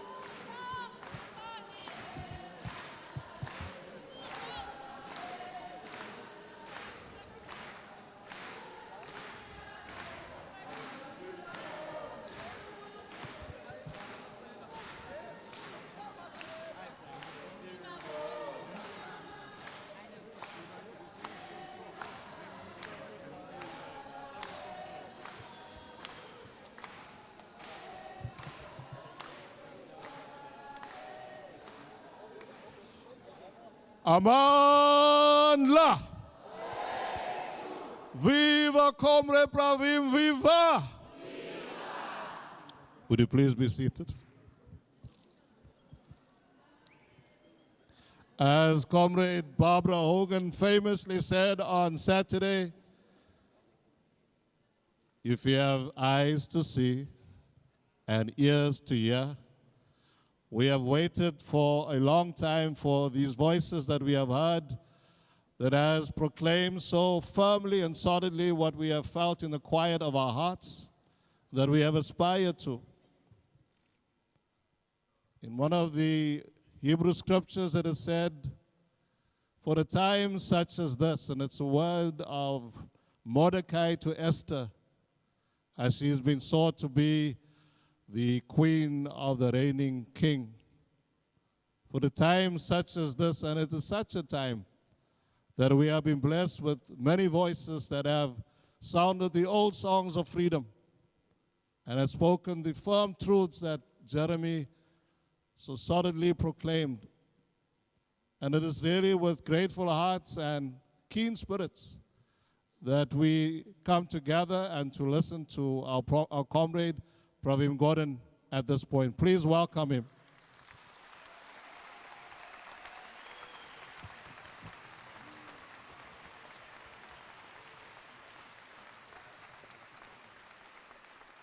Amandla. Viva democracy, viva. And I'm going to say it, viva ANC, viva. That is Mandela's ANC, Sisulu's ANC, and Kathrada's ANC.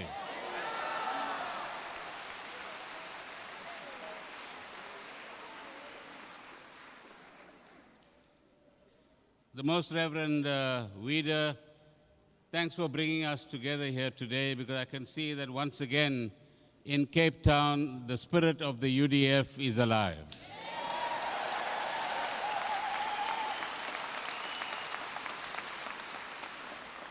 My respects to all of the religious leaders, the representatives of various civil society organizations, including Equal Education, the Social Justice Network, the TAC, and many others that are represented on this platform, and in particular to the Kathrada Foundation. And let me also thank you for this opportunity and privilege to share this occasion with you. I have sitting next to me when I was in the audience, my fellow unemployed minister, Derek Hanakam.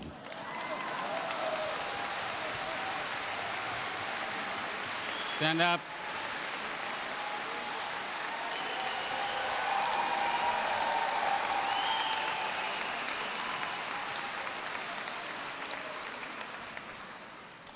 So we're getting used to the idea that when we introduce, we're now going to be called Comrade PG, not Minister PG. It's about 6 days down the line, so give us a few more days to get used to it. But I also want to take this opportunity to pay tribute to my colleague, Deputy Minister Jonas,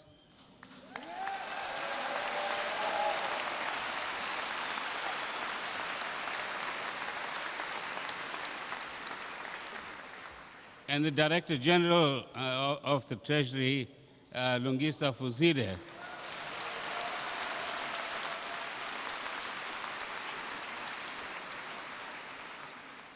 It's been a tough 15 months that we've been through. But we are supposed to be soldiers, so we should bear that burden. Let me also once again convey my condolences to Barbara Hogan and the Kathrada family that are represented here, and say that it is quite clear that for many of us today, there are dark clouds that seem to be gathering on the horizon.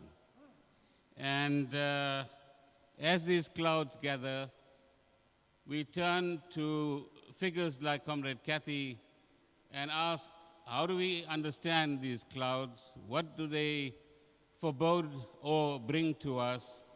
And what do we as South African citizens and as activists do about the fact that we find ourselves in these circumstances? From him, we draw inspiration that we all know Democracies are not produced overnight. Equality, from the kind of gross inequality that we've had in our society, won't be produced overnight either. That in everything we do, there will be a struggle between different perspectives, different forces, different views about how we should solve our problems. But if we remain united, we can speed up the processes of history and reach that vision that the National Development Plan and the Freedom Charter have outlined for us, which is a South Africa where every single citizen enjoys social justice in every sense of that particular phrase.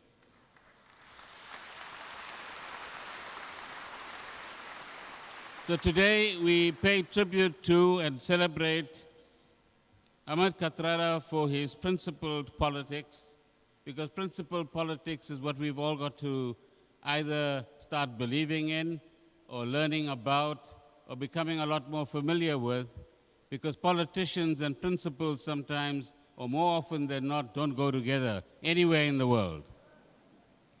Anywhere in the world. We're not unique in South Africa. It takes a great deal for political parties to be created and sustained which are principled in character and which are able to sustain the different attractions and incentives that they face from the markets, from capital, and from other vested interests in society. So let's not be naive about our own situation. It's a struggle to be and to remain a principled person in a principled organization. And as citizens, we should be aware of the struggle. We should also learn once again what it means to be selfless, because we have grown over the last 30, 40 years into a consumerist society, where everything is about me and mine, not about us and ours. And that's a fundamental change in culture that we need.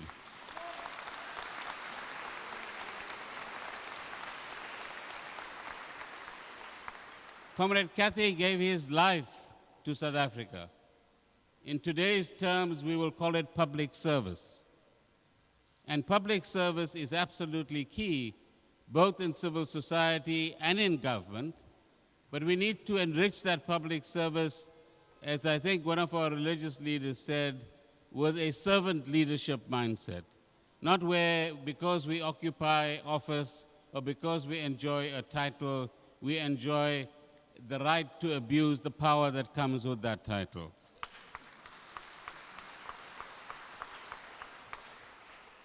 In all of his life and the life of his generation, and let's be fair, in many generations before and after him as well, we had the great fortune in South Africa to have activists and leaders who could naturally oppose any form of injustice wherever they actually found it. And it's a tradition that we as the next and future generations, particularly the young people amongst us, need to continue, because it's going to be a long, hard 20 or 30 years before we produce the kind of South Africa that we all dream of. But above all, Comrade Kathy was a Democrat, and you heard many speak about that. And practicing democracy is different from preaching democracy.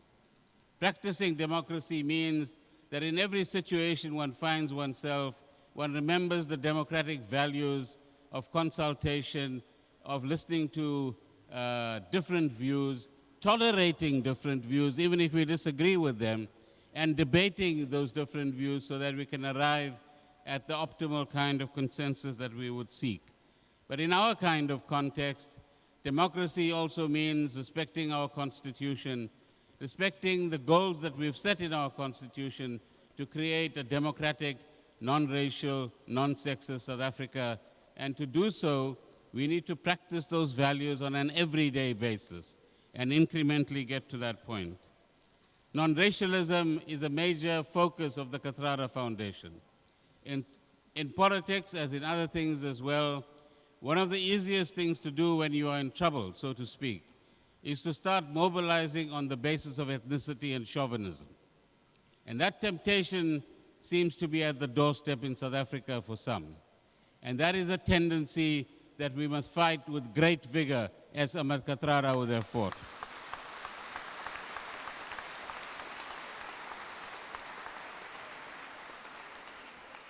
In a patriarchal society like ours, non-sexism shouldn't remain a slogan. It's something that again must receive concrete manifestation every day of our lives in everything that we do.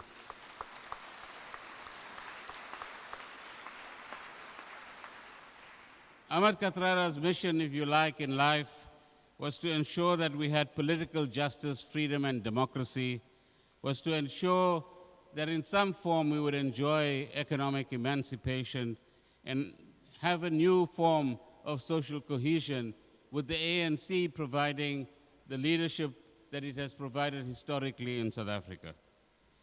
He also knew that to get to those goals, there would have to be a sustained activism on his part and today on our part as South Africans. He also knew that a bunch of activists or a few activists cannot bring about social and political and economic change. That activism has to be rooted amongst the people of South Africa at the end of the day. Otherwise, we as activists become elitist in our own right.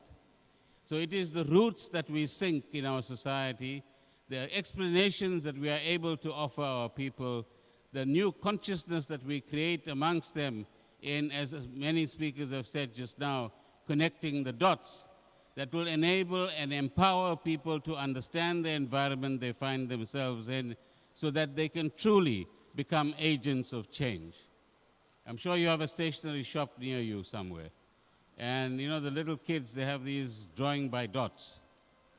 So start drawing by dots. Try and connect the different events that are going on in our society and indeed in the world today, and ask ourselves, what does that picture represent? And I think Jeremy Cronin did a brilliant job of conveying what those dots are, what they look like when they are connected, how foreboding they are, but also Ahmed Kathrada would say, that's fine, as foreboding as they are, we shall indeed overcome that picture that emerges.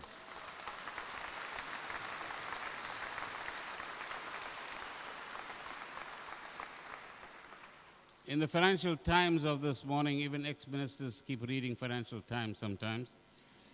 There are two interesting articles that I came across in a quick reading.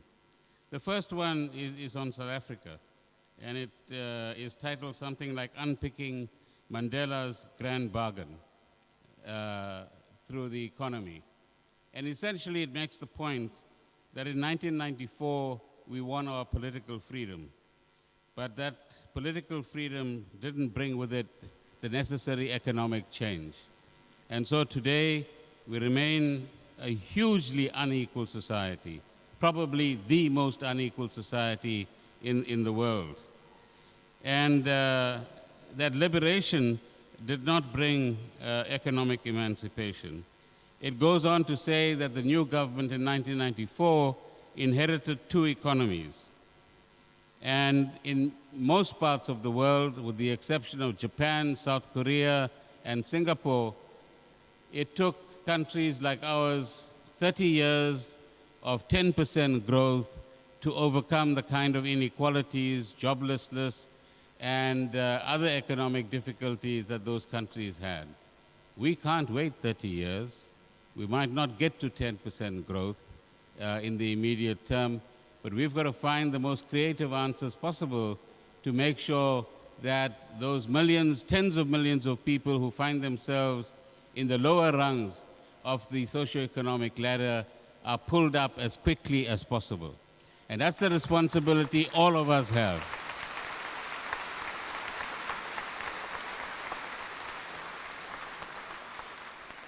So whilst radical economic transformation has become a useful populist slogan, there's a bit of truth in it, that unless we are indeed transformative, and that we are radical in the sense that we get to the roots of the problem, and we are radical in the sense that we lend a new sense of urgency to bringing about economic change and greater levels of social justice and equity, we won't be solving South Africa's problems, nor are we going to be able to blame somebody else for those problems either.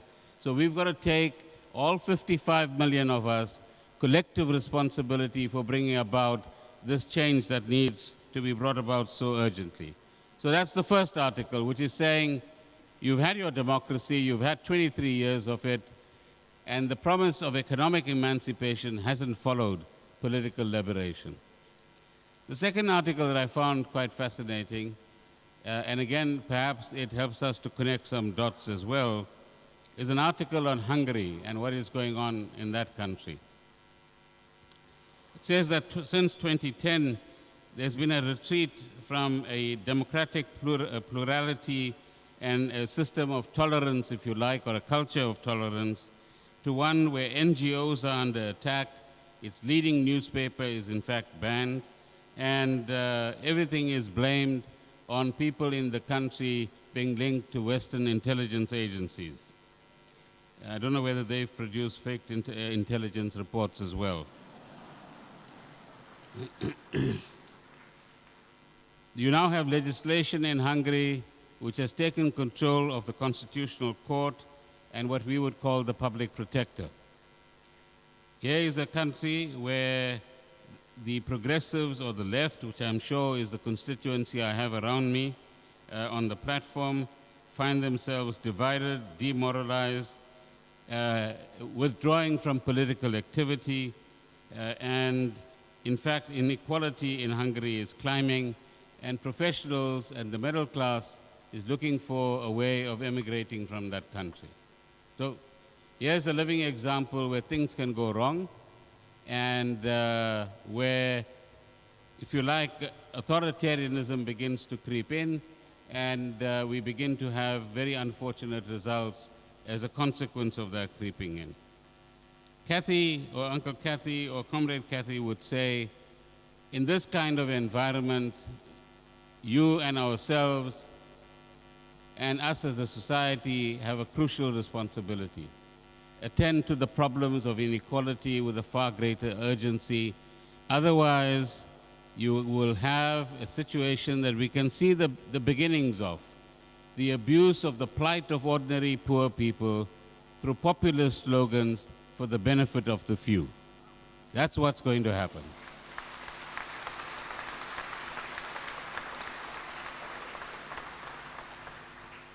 He would say to us that transforming the economy and getting the benefits of that transformation spread amongst all 55 million people, so all of them, or all 10 or 15 million households, have assets, can say that they control some wealth, that they've stopped communicating poverty from one generation to the next, and they themselves become the bearers of hope in our society, together with the middle classes of South Africa.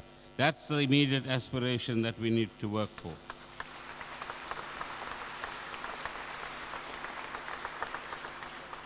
Kathy would say to us that social justice can't remain a concept for the clergy or for the religious or for the morally upright. Social justice needs to become part of the genetic makeup of every single South African citizen. All of us should be very upset if a single child goes to bed hungry at night. All of us should be upset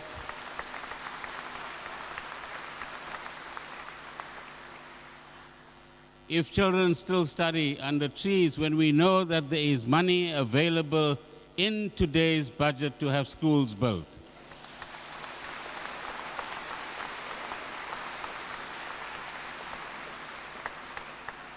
But if a 30 or 35 million rand school is going to cost 100 million rands because somebody wants to pocket the other 60 million rands, then we won't get there.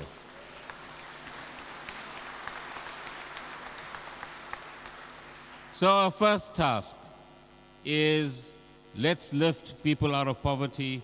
Let's make sure that the economy is a very different one in the next 5 to 10 years. Downgrade or no downgrade, those things will come. We will overcome the difficulties that they bring with them. We didn't need the downgrade, by the way, if we just behaved ourselves, but that's a different matter.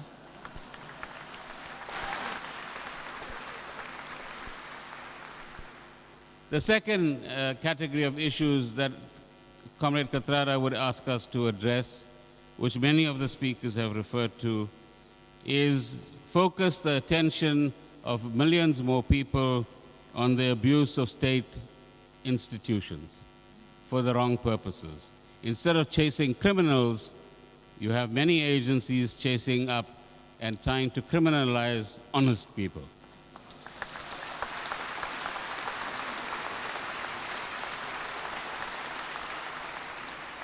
In fact, we're running the risk in South Africa that honest people don't want to participate in government institutions any longer. Nor will they soon want to participate in representative organs like parliaments or municipal councils any longer. And when a society reaches that point, then you know that we've handed the state over to a bunch of gangsters.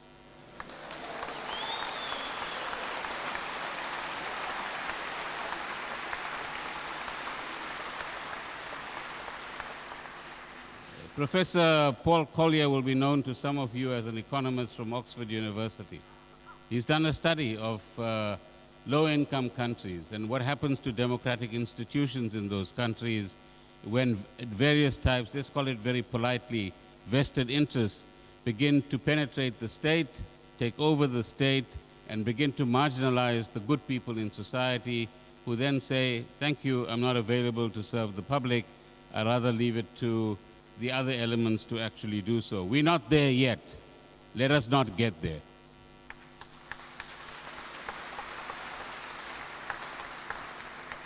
So we want to avoid, as Comrade Kathy would say, any form of creeping authoritarianism. Because for our democracy to survive, we must make sure that democratic institutions act as the necessary checks and balances as they have currently been doing, and that somehow the separation of powers, although they get blurred from time to time, has acted as a very important check and balance in our society. And as many have pointed out already on the platform, it's because of the courts that 17 million people can today receive their grants in the past week.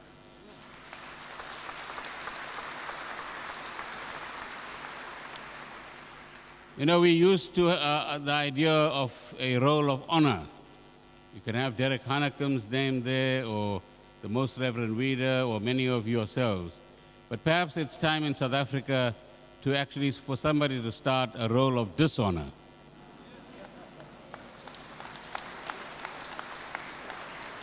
So that we can publicly understand who are the people or organizations that are working against the interests of 55 million people.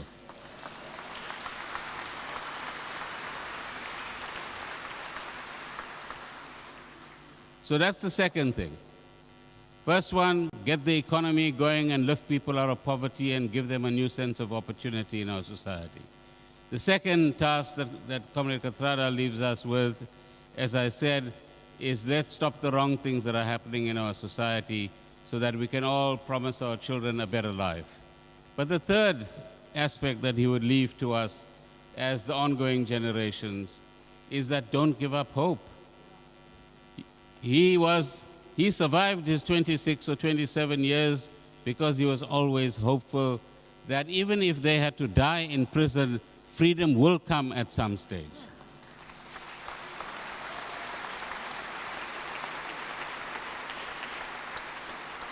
Even as they were released in 1989 and 1990, and through CODESA 1 and CODESA 2, it was very clear that the National Party wasn't going to hand over power to the ANC or to democratic forces.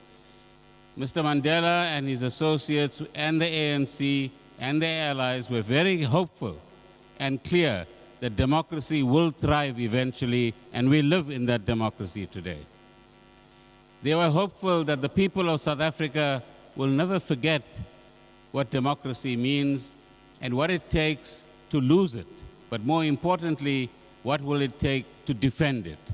And that's the hope that we must carry with us into the future.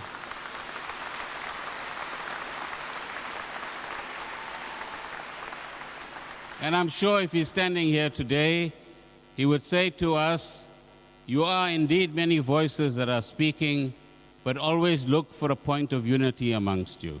Because disunited, you are fragmented, you are powerless.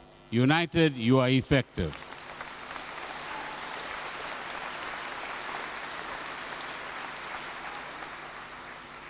He would say to you, don't remain an elitist group of activists. Go and reach out to people at a street-by-street level and connect the dots for ordinary South Africans so that they can be participants in history. Go ahead.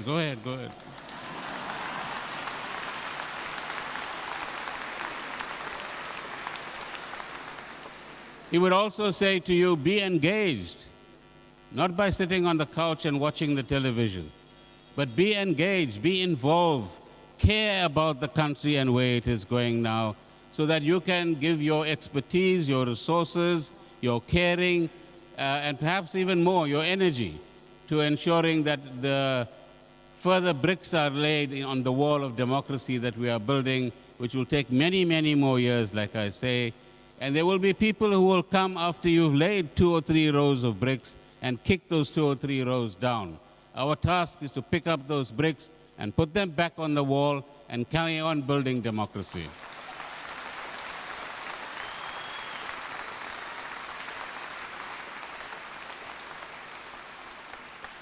Eddie Daniels finally spoke about the 3 saints that he met, Mandela, Sisulu, and Kathrada. Now, the challenge for the young people that are sitting amongst us, you can define young anyway. In the Youth League, you know, it's 40 and below. But to the young people that are amongst us, who amongst you is the future Mandela, the future Sisulu, and the future Kathrada?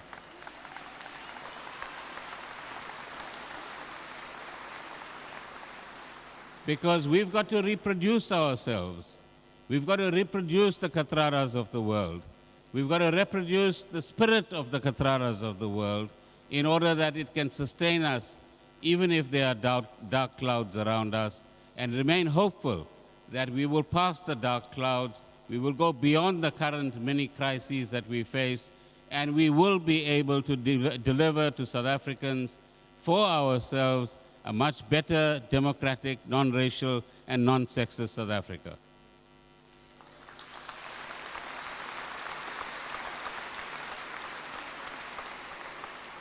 And finally, I want to say, I say all of this as an ANC cadre.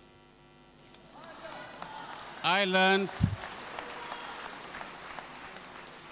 learned my politics and hopefully some of the values and the principles of our struggle in the Communist Party and the African National Congress in the 1970s, when there were no meetings like this allowed. And like me, there are millions of activists throughout the country who are still faithful to, as I said, the Mandela, Sisulu, Oliver Tambo, Ahmed Kathrada ANC. And we remain hopeful that that ANC will still be the one that emerges at the end of the difficulties that we currently have.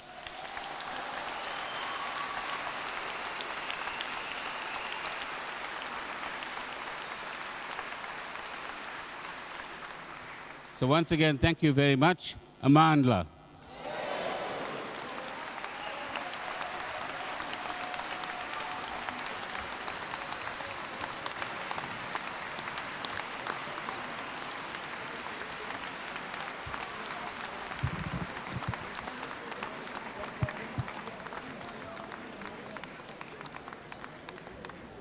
We still on? Friends, we are almost done. Just another 5 minutes and then we... Ahmed Kathrada, would you please be seated?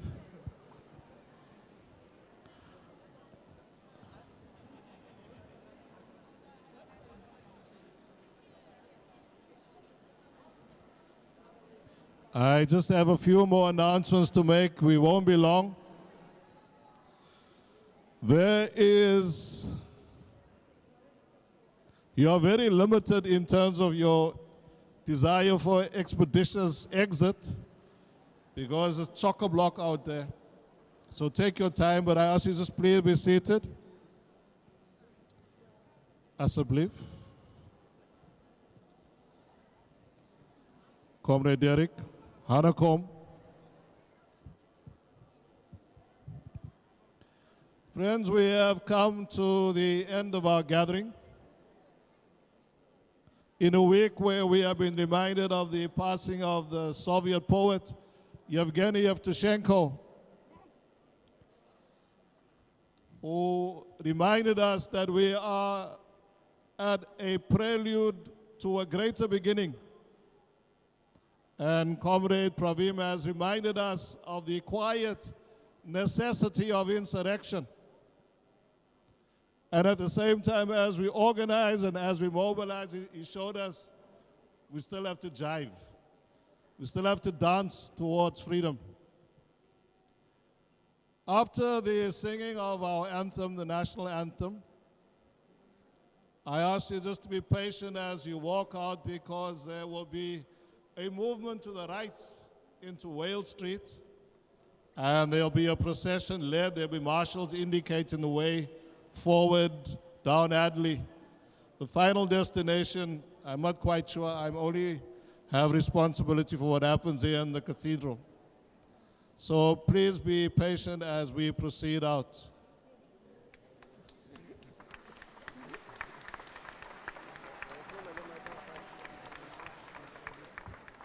We know each other.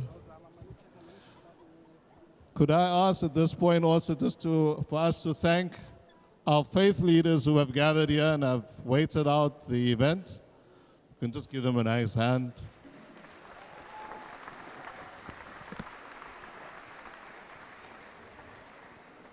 And may I apologize. It was not of my organizing, but it's happened under my watch, and I am the priest in this house of God, that we will not have an all-exclusive men gathered here to speak to a God who has all the empathies of a mother. And so we look forward to those days when you gather here and there'll be a full diversity in terms of the faith community. We also, you can clap louder, it's appropriate.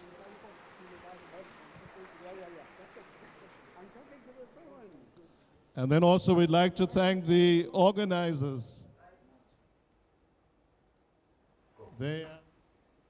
Well, a very good afternoon. It's just gone 19 minutes past 4, and those were live visuals of the memorial service for late struggle icon Ahmed Kathrada out at the St.Georges Cathedral in Cape Town. Now, various organizations have come together to remember the late stalwart Ahmed Kathrada, who died last week after post-surgery complications and was buried last week in accordance, of course, to his religious requirements.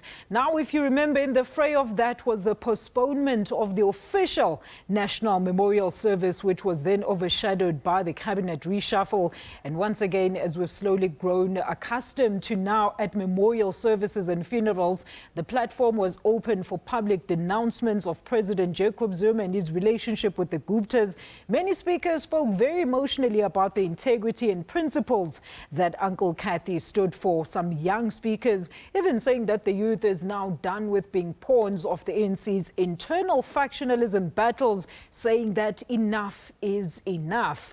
Some speakers there today were, among others, Archbishop Thabo Makgoba, former Finance Minister Pravin Gordhan, whom we've just seen taking the podium, Robben Island veteran Eddie Daniels, Phumeza Mlungwana and Sarita Pillay, just to name a few. One after another speaker came and spoke out against corruption and pledged for unity to do all they can to stop the Guptas and the president's reign of terror, all urging people to join in the fight against the Zuma administration. And of course, the SACP calling for lifestyle audits for all cabinet members as well as public officials, even board members of state-owned enterprises. And when Pravin finally took to the podium upon loud cheers, he said we're a society that is currently under a dark cloud and we should be asking ourselves how to deal with these trying times. He did, however, call for unity in order to fast-track every part of the National Development Plan and to no longer be silent about the things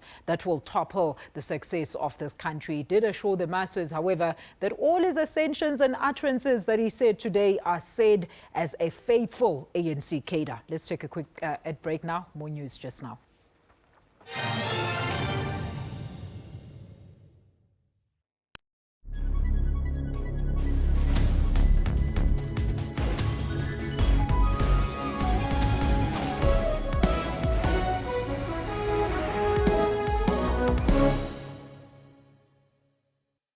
Government Employees Pension Fund is set to acquire a 5% stake in Kenya's power producer KenGen. The company says the sale of the 5% stake could have material effect on its shares trading on the Nairobi Securities Exchange. Last year, the company raised $264 million through a rights issue aimed at cutting its debt. An alarm is growing in South Africa as the livelihood of millions of people who receive 17 million social grants still hangs in the balance.